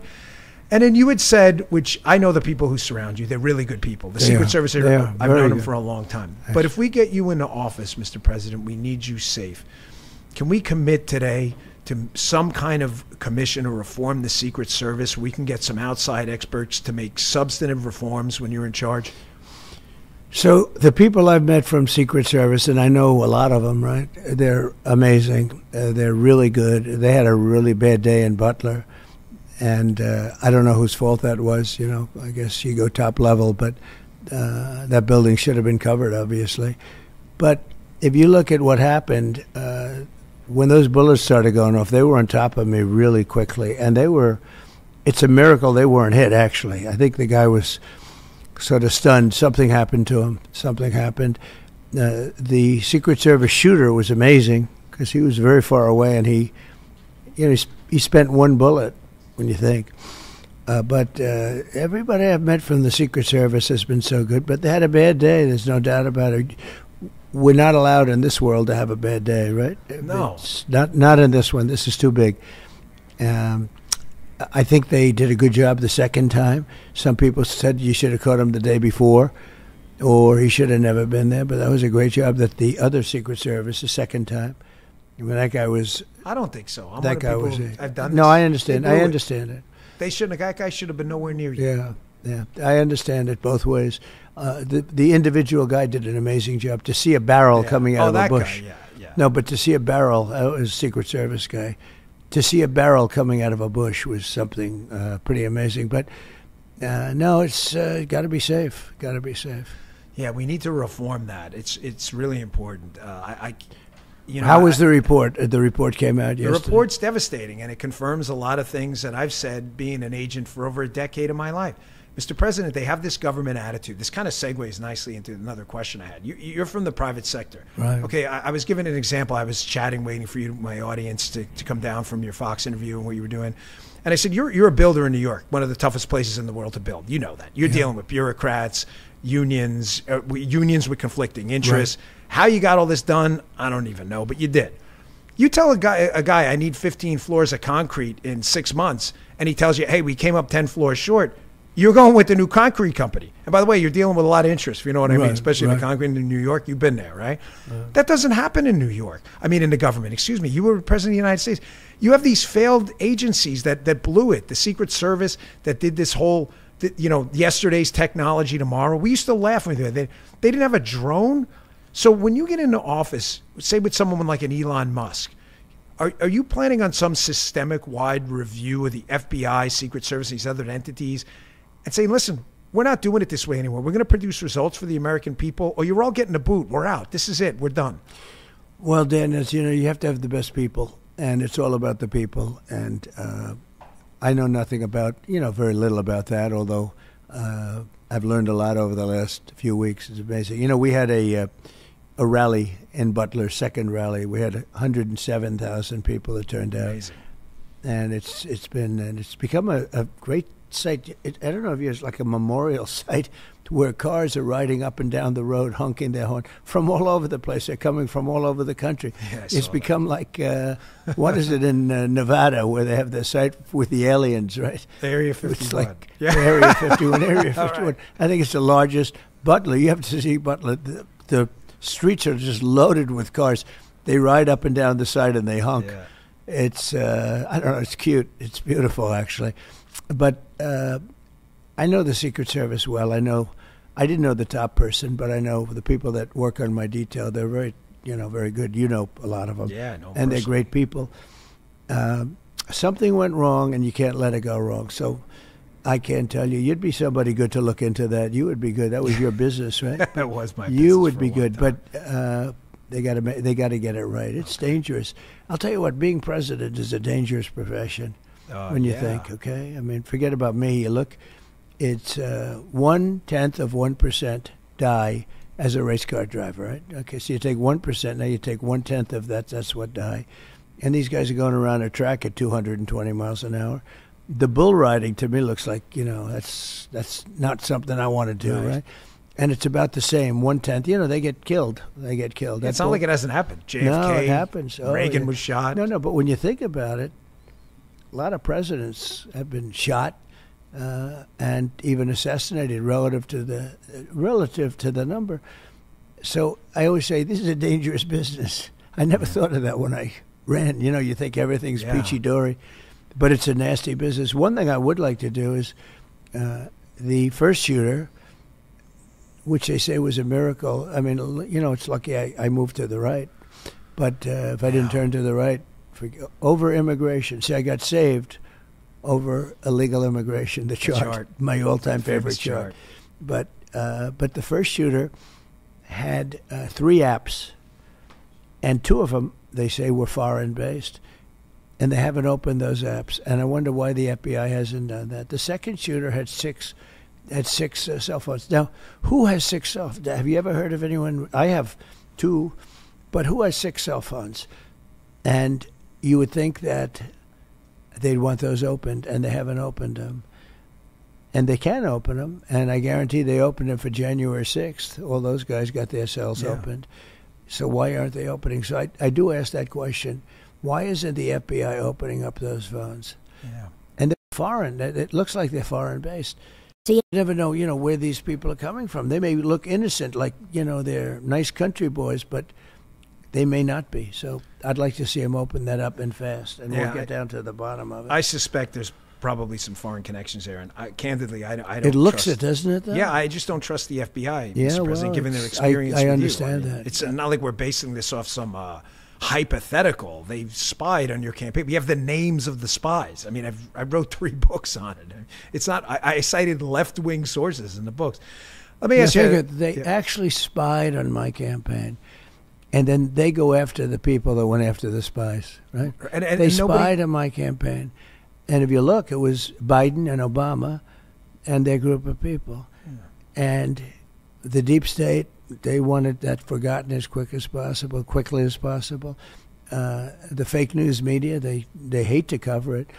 And when you say they spied on my campaign, they go, well, No, they actually spied on my campaign. We have it all, so... We'll see. Leslie Stahl said I don't think though, any at 60 Minutes, so it didn't happen. Yeah. She's a very credible Leslie source, Stahl. of course. And she never gave me an apology. No, and David Muir didn't give me. When I said crime is rampant, he Right. said no, crime has gone down. Right. And he said the And you were FBI right. told him. I said, well, the FBI, it's a fraudulent report because they didn't include the worst You cities. saw the FBI correction? They were right. corrected, yeah. They had to say, oh, yeah, there were 1,699 more. How do you miss a murder? They go, how the hell the guy's dead? That's right. How do you miss a murder? They go, let's include a few other cities like the Right. worst cities, right? No, it's very sad what's happening with the FBI. You ever say to yourself, gosh, my batting average with these media idiots is like 1,000, like this is Trump 1,000, media losers 0. I mean, I got to tell you, of all the media moments you've had, the one that infuriates me the most, it's actually a segment on my show, is the Leslie Stahl sir moment. Sir, we can't verify.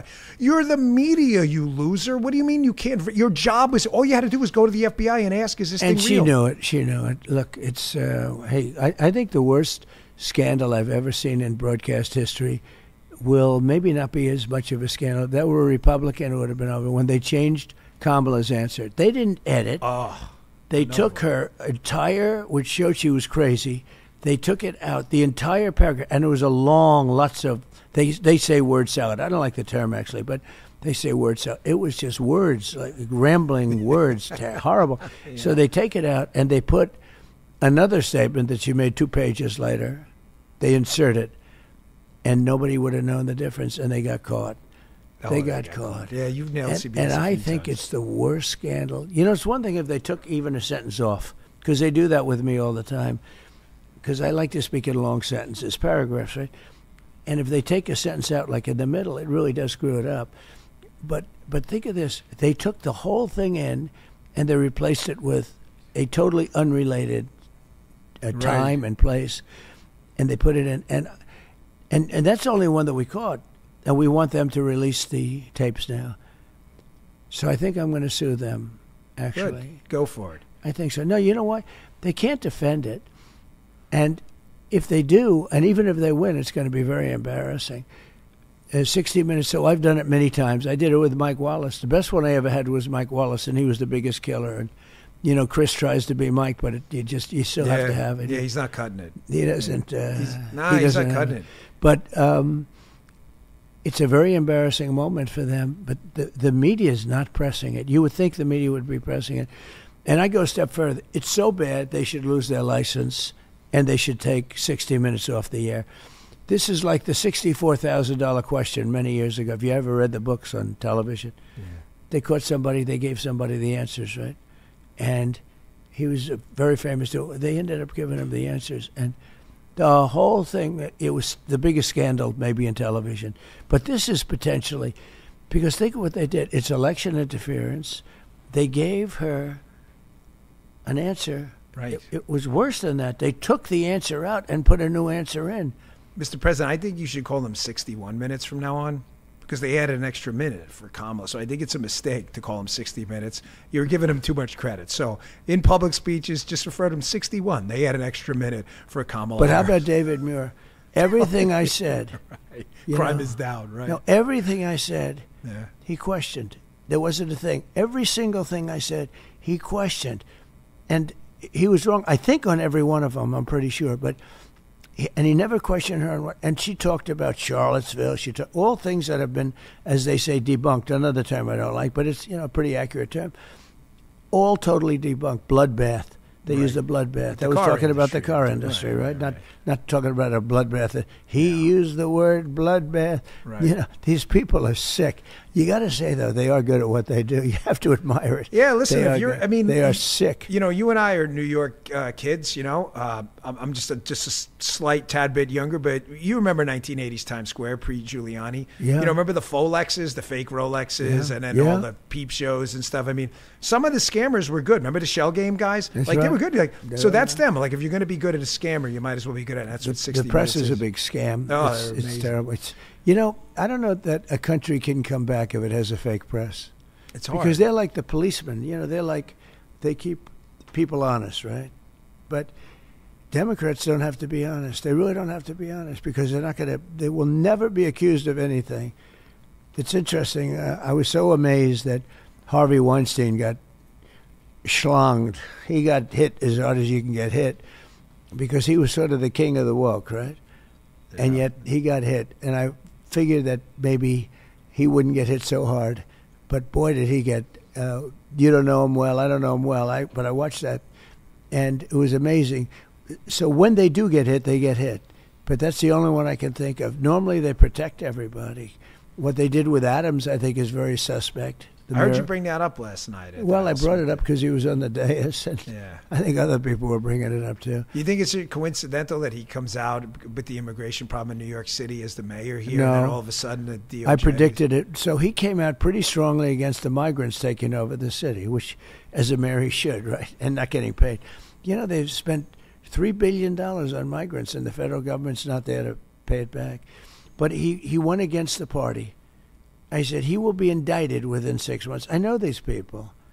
Like deranged Jack Smith. This is a deranged individual. Do you see he's going to release another manifesto? I mean, is this this guy is absolutely scum. Before the election. I've never seen anything like it. This is like tyranny. And the judge is allowing hammer sickle stuff. And the judge is allowing him to do it. And it's not even believable. This guy is a sick puppy, and they're going to release something else. And always before the election. You know, they want to do it before the election. It's election interference. No, it's a terrible thing, what's happening. And the judges, this judge is the most evil person. I never see anything like it. She was, Chutkin. They all said, well, make sure you don't get Chutkin. And who did I get? I got Chutkin. I got Chutkin. It's She's all a right. real prize. It's all right. Because, you know, it has to get approved by lots of different people. Yeah. But they said, make sure you don't get Chutkin. Well, I have nothing to do with it. So, you know, they supposedly pick balls, right? It's not. I don't think it works that way, but that's what they say. That's the way it's supposed to be. You pick out of a hat, and that's a judge. But they there said, was probably one name. well, in you the don't want Chutkin, that's for sure, and you got Chutkin. Every ballot in a hat had Chutkin on it. Well, That's think of it. happened. What judge would do that? Forget about deranged Jack Smith. Right. You know, a judge is supposed to keep it in check. What judge would say, we're going to release something, you know, a couple of days before By the way, election? which you have almost no ability to respond to. He could be making this up. Everyone in our system is innocent till proven guilty, not guilty till proven innocent. It's Yeah. disgraceful. It's an amazing thing. Well, You know what? The real. I got so much I want to. Can I ask you a different no, it's question? because it's hard to believe, right? It is. It's hard to believe. Like even the CNN legal analyst, what's his name? That Honig guy was like, "This is really unprecedented." That's CNN. They don't even like it. Did he say that about this one? He said it about 3 weeks ago when Jack Smith released the first. You look it up. I'm pretty sure it was Honig, but it was definitely on CNN. And he was, I think, a federal prosecutor. And he said, I've never seen anything like this where the prosecutor gets to release an uncontested memo with unproven charges, not in a courtroom, but basically a campaign document. Right. It was the most obscene thing. Again, CNN, which, let's be honest, they hate your guts. And they're putting that on you. That's how bad this guy is. The legal analyst for CNN, he's the top guy, has been against all of this. He said Trump did nothing wrong. I'm so amazed. I'm more impressed with that than anything else I've seen on CNN. But, you know, because you'd think they'd try and stop him. Yeah. He is one of the biggest guarders of the Constitution. I mean, he really is. He's a great lawyer. He said, this is really unfair. But think of it, right before the election. Now, I don't even know what it says. This is made up by other people. It has nothing to do with me. And you don't even get a right to answer. It is, see, that's election interference right there. That's cheating on an election. How many stories have they told about you that are so? Remember you beat up the Secret Service driver? We Yeah. used to laugh about that on my show because I know the people. So that's now been proven to be that false. you tackled. You But you gave him a triangle Yeah. choke from the back of the car. You're a pretty talented guy. You Well, a must lot have of learned people that in said, don't UFC here." dispute that, sir. It makes you look very tough and strong. No, they You say, took out a couple they say I secrets. went to the man to the right who's a That's good. weightlifter and like 30 years old. And then the man to the right who's supposed to be a great Took 'em all karate out. expert. Right. I decided to go for him, and I it. got him around the neck. Use your skills, right? And Your this Muay was Thai a woman skills. who, I think the testimony is all now gone. So what happened, to me, here's one of the greatest scandals. The Unselect Committee of Political Hacks, Cheney, all these people. Yeah. Cheney is, you know, they say, we have a Republican. The Republican is Cheney, and then they have kissing, crying. Yeah, he's always crying. I've never seen him when What's he's with not the crying crying. all the time with that guy? They call him crying at him, kissing. He cries every time, you know. He's so desperate. He's a sick Sad, puppy. right? Those are the two Republicans, okay? Yeah. So they say the bipartisan committee, Right. they were much worse than any Democrat. The Yeah. Democrats were nothing. So anyway, so the head of it, Benny Thompson, Yeah, he's a real gem. beauty, he decided to destroy all evidence of this year-and-a-half trial. Everything is gone. The reason is because I was so innocent. And like as an example, this one case that I won't mention names, the person that did that said that it's been totally unconfirmed, right? It's been unconfirmed. The Secret Service agent said, never happened. Never happened. I tell you, first of all, you wouldn't be able to do it. I worked with him in New York, Bob. Yeah, Bobby. And he's great. He knows that didn't happen. Bobby's a tough cookie. Bobby's not going to let somebody grab him. Yeah, you're not grabbing Bobby around. You're right. That may be a great, like you took them all out. No, I have a friend that say, why are you fighting that? Let it be. It doesn't make any difference. Let it be. You beat that crap out of him. It's the coolest thing I've ever heard, right? But I said, let's tell the truth. It never happened. I actually said, I'd love to go down. Remember, peacefully and patriotically. Do you know they don't mention that in any paper? No, never. The biggest, most important part, peacefully and patriotically. They don't mention that in any paper, in any document, in anything. It's crazy. So anyway, it was all disproven. Did you know they've destroyed all evidence, right? Now, you're supposed to go to jail if you destroy evidence. Even in a civil case, you go to jail. They announced, we have decided to destroy all evidence having to do with the Unselect Committee. I love the name Unselect because it's called the Select Committee.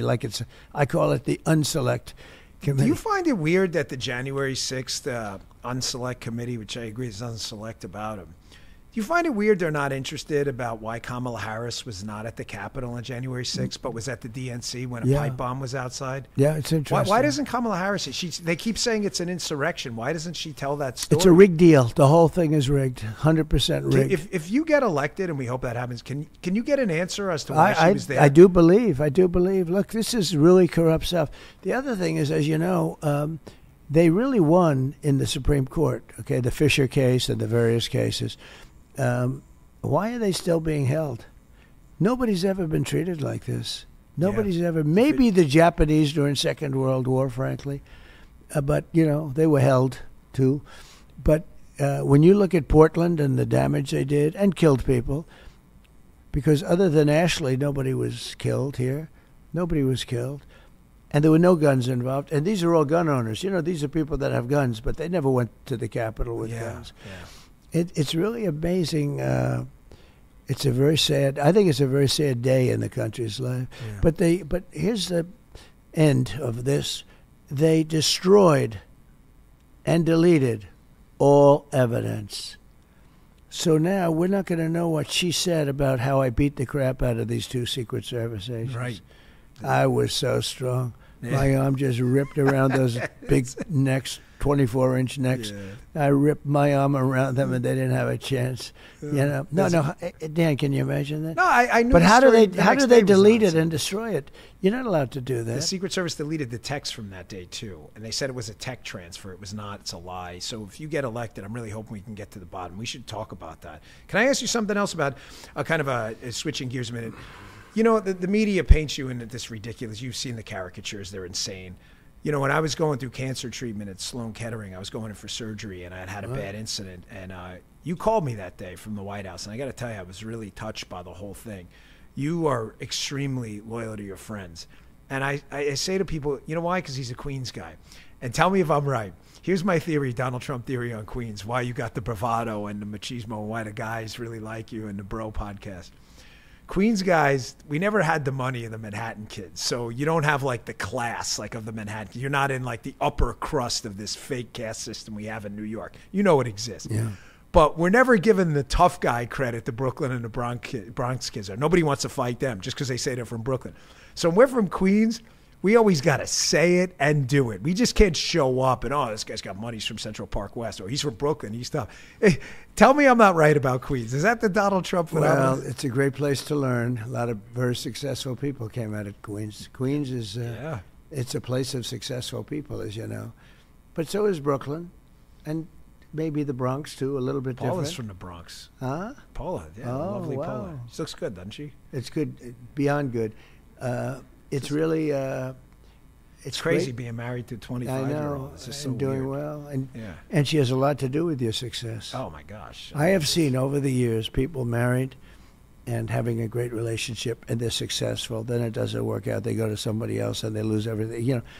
the man behind the woman and the woman behind the man. It's both. It works out both ways.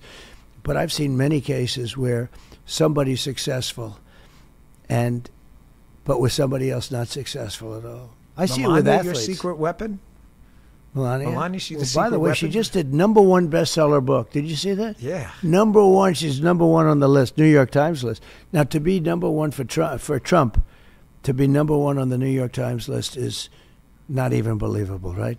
You know what? You have to go. She had to be #1 by thousands of books, okay? Because they're pretty tough on that. No, she's got the #1 bestseller, Melania. Can I ask you a question about your business time in New York? Wallman Rink. For those of you who don't know at home, Wallman Rink is an ice skating rink. The city couldn't fix it for 500 years because it's the city of New York. It was a train wreck. They come to you. They say, Mr. Trump at the time weren't running for president or anything. Can you fix this mess? You got it done in record time. I don't even remember. You have the rink. Well, it was closed for 11 years. My kids were getting older. They kept saying, Ivanka, Daddy, can I go ice skating? I'm sorry, darling, the rink is under construction. After saying that for 11 years, for 11 years, it's been under construction for 11 years. My darling, you're the most beautiful little ice skater, but there goes your career because you have to start young. And they were building. So they were building it for 11 years. They had spent just, numbers that were unbelievable. They couldn't get it to work. They were building it wrong. They had the wrong pipe. They had the wrong system. They used a refrigeration company from Miami. Right. Now, you don't go to Miami for a rink. You go to Canada. I went to the Montreal Canadiens. They came down. They were very nice. They came down. They said, this doesn't work. You have to use a brine system. Anyway, they were using a gas system. They had the wrong everything. And, they'd pour this big 50,000-foot site in little tiny patches. Right. So it was all uneven. You never saw a butcher job like this. So I took it over. So it was under construction for 11 years. I got it done in 2.5 months. Yeah, I remember. It's a famous story in New York. I had cement trucks going, the Teamsters. I had cement trucks going from the rink back to Harlem, along the park. Oh, yeah. And I had 40, 50 trucks standing there, all poured over a 2-day period at one time. They were doing little chunks, and then they wouldn't match, and then they tried to hook up pipes. The whole thing was the craziest thing. And the people from the Montreal Canadiens came down and they said, and you remember, they kept stealing the copper pipe. You'd put pipe in the concrete. Right. But every night they'd put the pipe in, the pipe would be gone the next day. The thieves, because copper is very expensive. Yeah. And they said, no, you don't want to use copper. You want to use hose. And it has to have water in it, warm water, and you have to put salt in the water. That way it doesn't. That's the whole thing. That was a big factor, So it's called brine. It's water and salt. So the salt doesn't let it freeze, right? And it was great. And we opened it, and I ran it for many years. And de Blasio came along. And by the way, I hit him hard last night. Did you see that? Were you watching last night? No, I was traveling up. So they had the Al Smith dinner last night, the big Catholic dinner in the Plaza. It was great. The Cardinal was there. Everybody was there. Kamala skipped out. Everybody was there but her. I love your joke about Tampon Tim, by the way, that he didn't show up, but he's telling everyone he's there. That's right. Yeah, he's telling war stories. We had a lot of right jokes. It's actually, you're supposed to be a comedian, at least for part of your speech. So you were good. I liked that. You were pretty funny. It came out. It was a great evening. I know you're short on time. Was de Blasio the worst mayor in history? I think Dinkins was really bad. I think Dinkins was, they called him Stinkins. Yeah. Dinkins was bad. Yeah. You and I have been through Koch, Dinkins, Beam, mayors of New York. Who was the best mayor? Oh, Giuliani, by far. I worked as a cop under Giuliani. You went into Times Square under Giuliani. That's actually one of my questions. See, bad enough yet, New York City. You and I lived through the Giuliani era. You go up, you get off the train station in Times Square, you get hit with 7 hookers, 20 drug dealers, and 3-card Monte guys left and right? Giuliani gets elected. Mr. President, you know as well as I do. You walk through Times Square 6 months later. It's a totally different place. So when people tell me Donald Trump, who grew up in that New York and is committed to changing government, can't fix things, it's too bad. I say, BS. It was 1,000 times worse in New York, and Giuliani turned it around like that. Well, it's getting bad. I will say it's getting bad. Bad things are happening, and the migrants are making it happen really bad because, we have 100,000 migrants. Nobody has any idea how many. And interesting, the mayor said, this is not sustainable. And I said, he'll be indicted. And he was indicted. They indicted him. This is a bad group. Same group that we just talked about. And it's, let's see what happens. Let's see what happens with it. But having a young Rudy at this moment, a young Rudy, because he did a great job. You saw it. This city was a mess. This whole place was a mess. And within a couple of years, it became the safest big city in the world, right? It was amazing. It was great for business with you. He's got to be given credit for it. He did a great job. Well, the question from my audience I put out a poll. I said, give me some questions for President Trump. I want to hear what you all have to say. Personnel. Your first term, you were new to politics, which was a benefit, but in a little bit has a downside in that you don't know all the players. You're a business guy. So people recommended you hires. Mm-hmm. You had to get rid of a lot of people. A lot of them turned out to be turkeys. And they're concerned the second term that we may have that same problem. I've told them, I know your team. I know they get it now. Do you have, I'm not asking for any names. I wouldn't dare, but do you have a set of people now you can trust who, when we get in, because we're not going to have a lot of time. In 2 years, there could be a midterm issue. Right. We've got 2 years to clean this disaster up. You feel like you've got a roster, like a team So of when hitters? I first got elected, Dan, I was you probably heard me say the story, but I was there 17 times in Washington, D.C. So I wasn't a Washington person. I knew really nobody there. And mostly because I was building a hotel on Pennsylvania Avenue, and a beautiful hotel that I sold to the Waldorf Astoria. I did with it, but I did a beautiful job. But it was mostly for that. So I was essentially never in Washington, so I didn't know people. So I had to rely on people, for big positions. I'm saying, hey, do you know anybody that can be like this job and that job? And generally, I got it very good. We had Lighthizer, Trade. We had a lot of good guys, but we also made some mistakes. Made mistakes at Attorney General, made mistakes. I made some mistakes. And I don't really blame myself for it. They were highly recommended by rhinos, and they weren't the right people. They just weren't the right people. And there were some other positions too. Mostly I got it right. Nobody ever talks about the good. We had a lot of great people, but we had some mistakes. And but you fired them.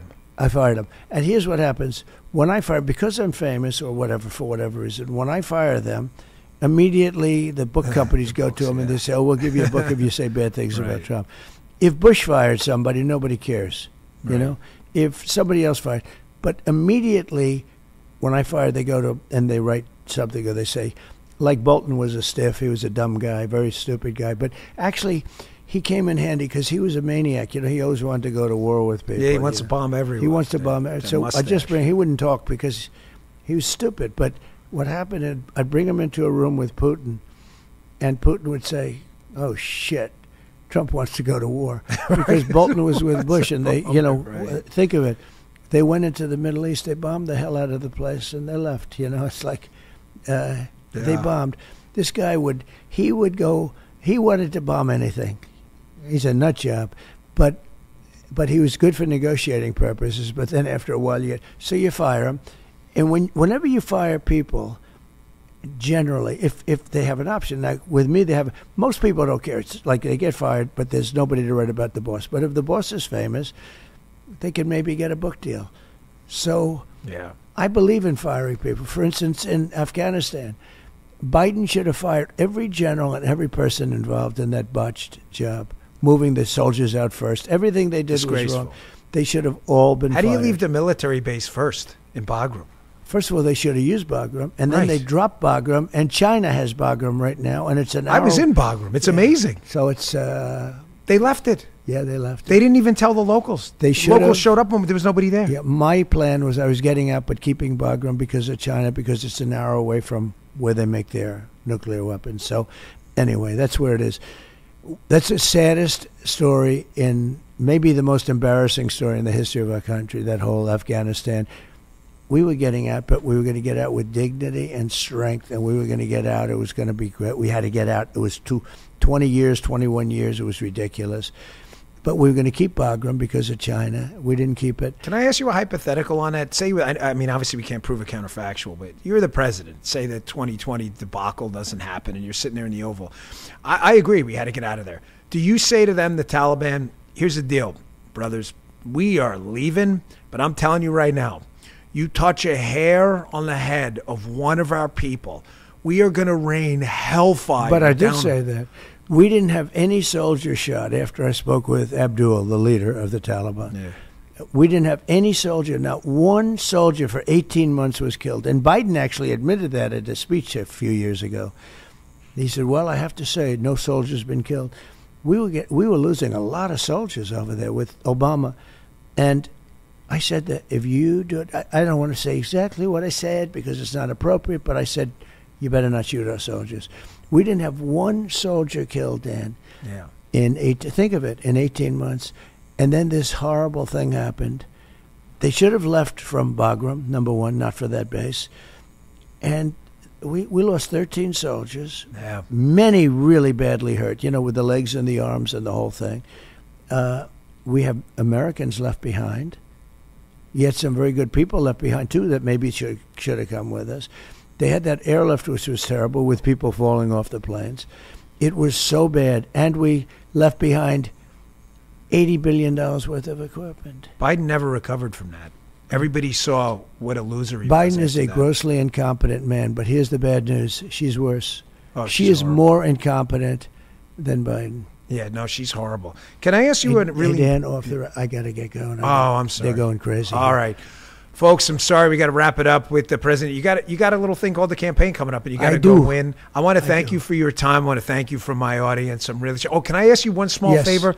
We're going to do election night coverage, and I want to do, Franklin Graham, Samaritan's Purse. Yeah. So I want to auction off a Donald Trump signed Bongino baseball. Good. And give it to Franklin Graham. Would you be kind enough to sign it on camera? I would do it. And that way everybody knows it's real. I would so deeply. I'm sorry to put you on the spot, That's Mr. President. All right. I think we could raise a fortune for Franklin Graham. You like that? Someone a listener made plenty that of for us. movement on it. And we are going to auction this off, and everything. Franklin Graham, Samaritan's Purse, coming your way. I know you like Franklin a lot. Job. He's doing an amazing job. I just want to make sure everybody knows it's he's real. Not doing a good job.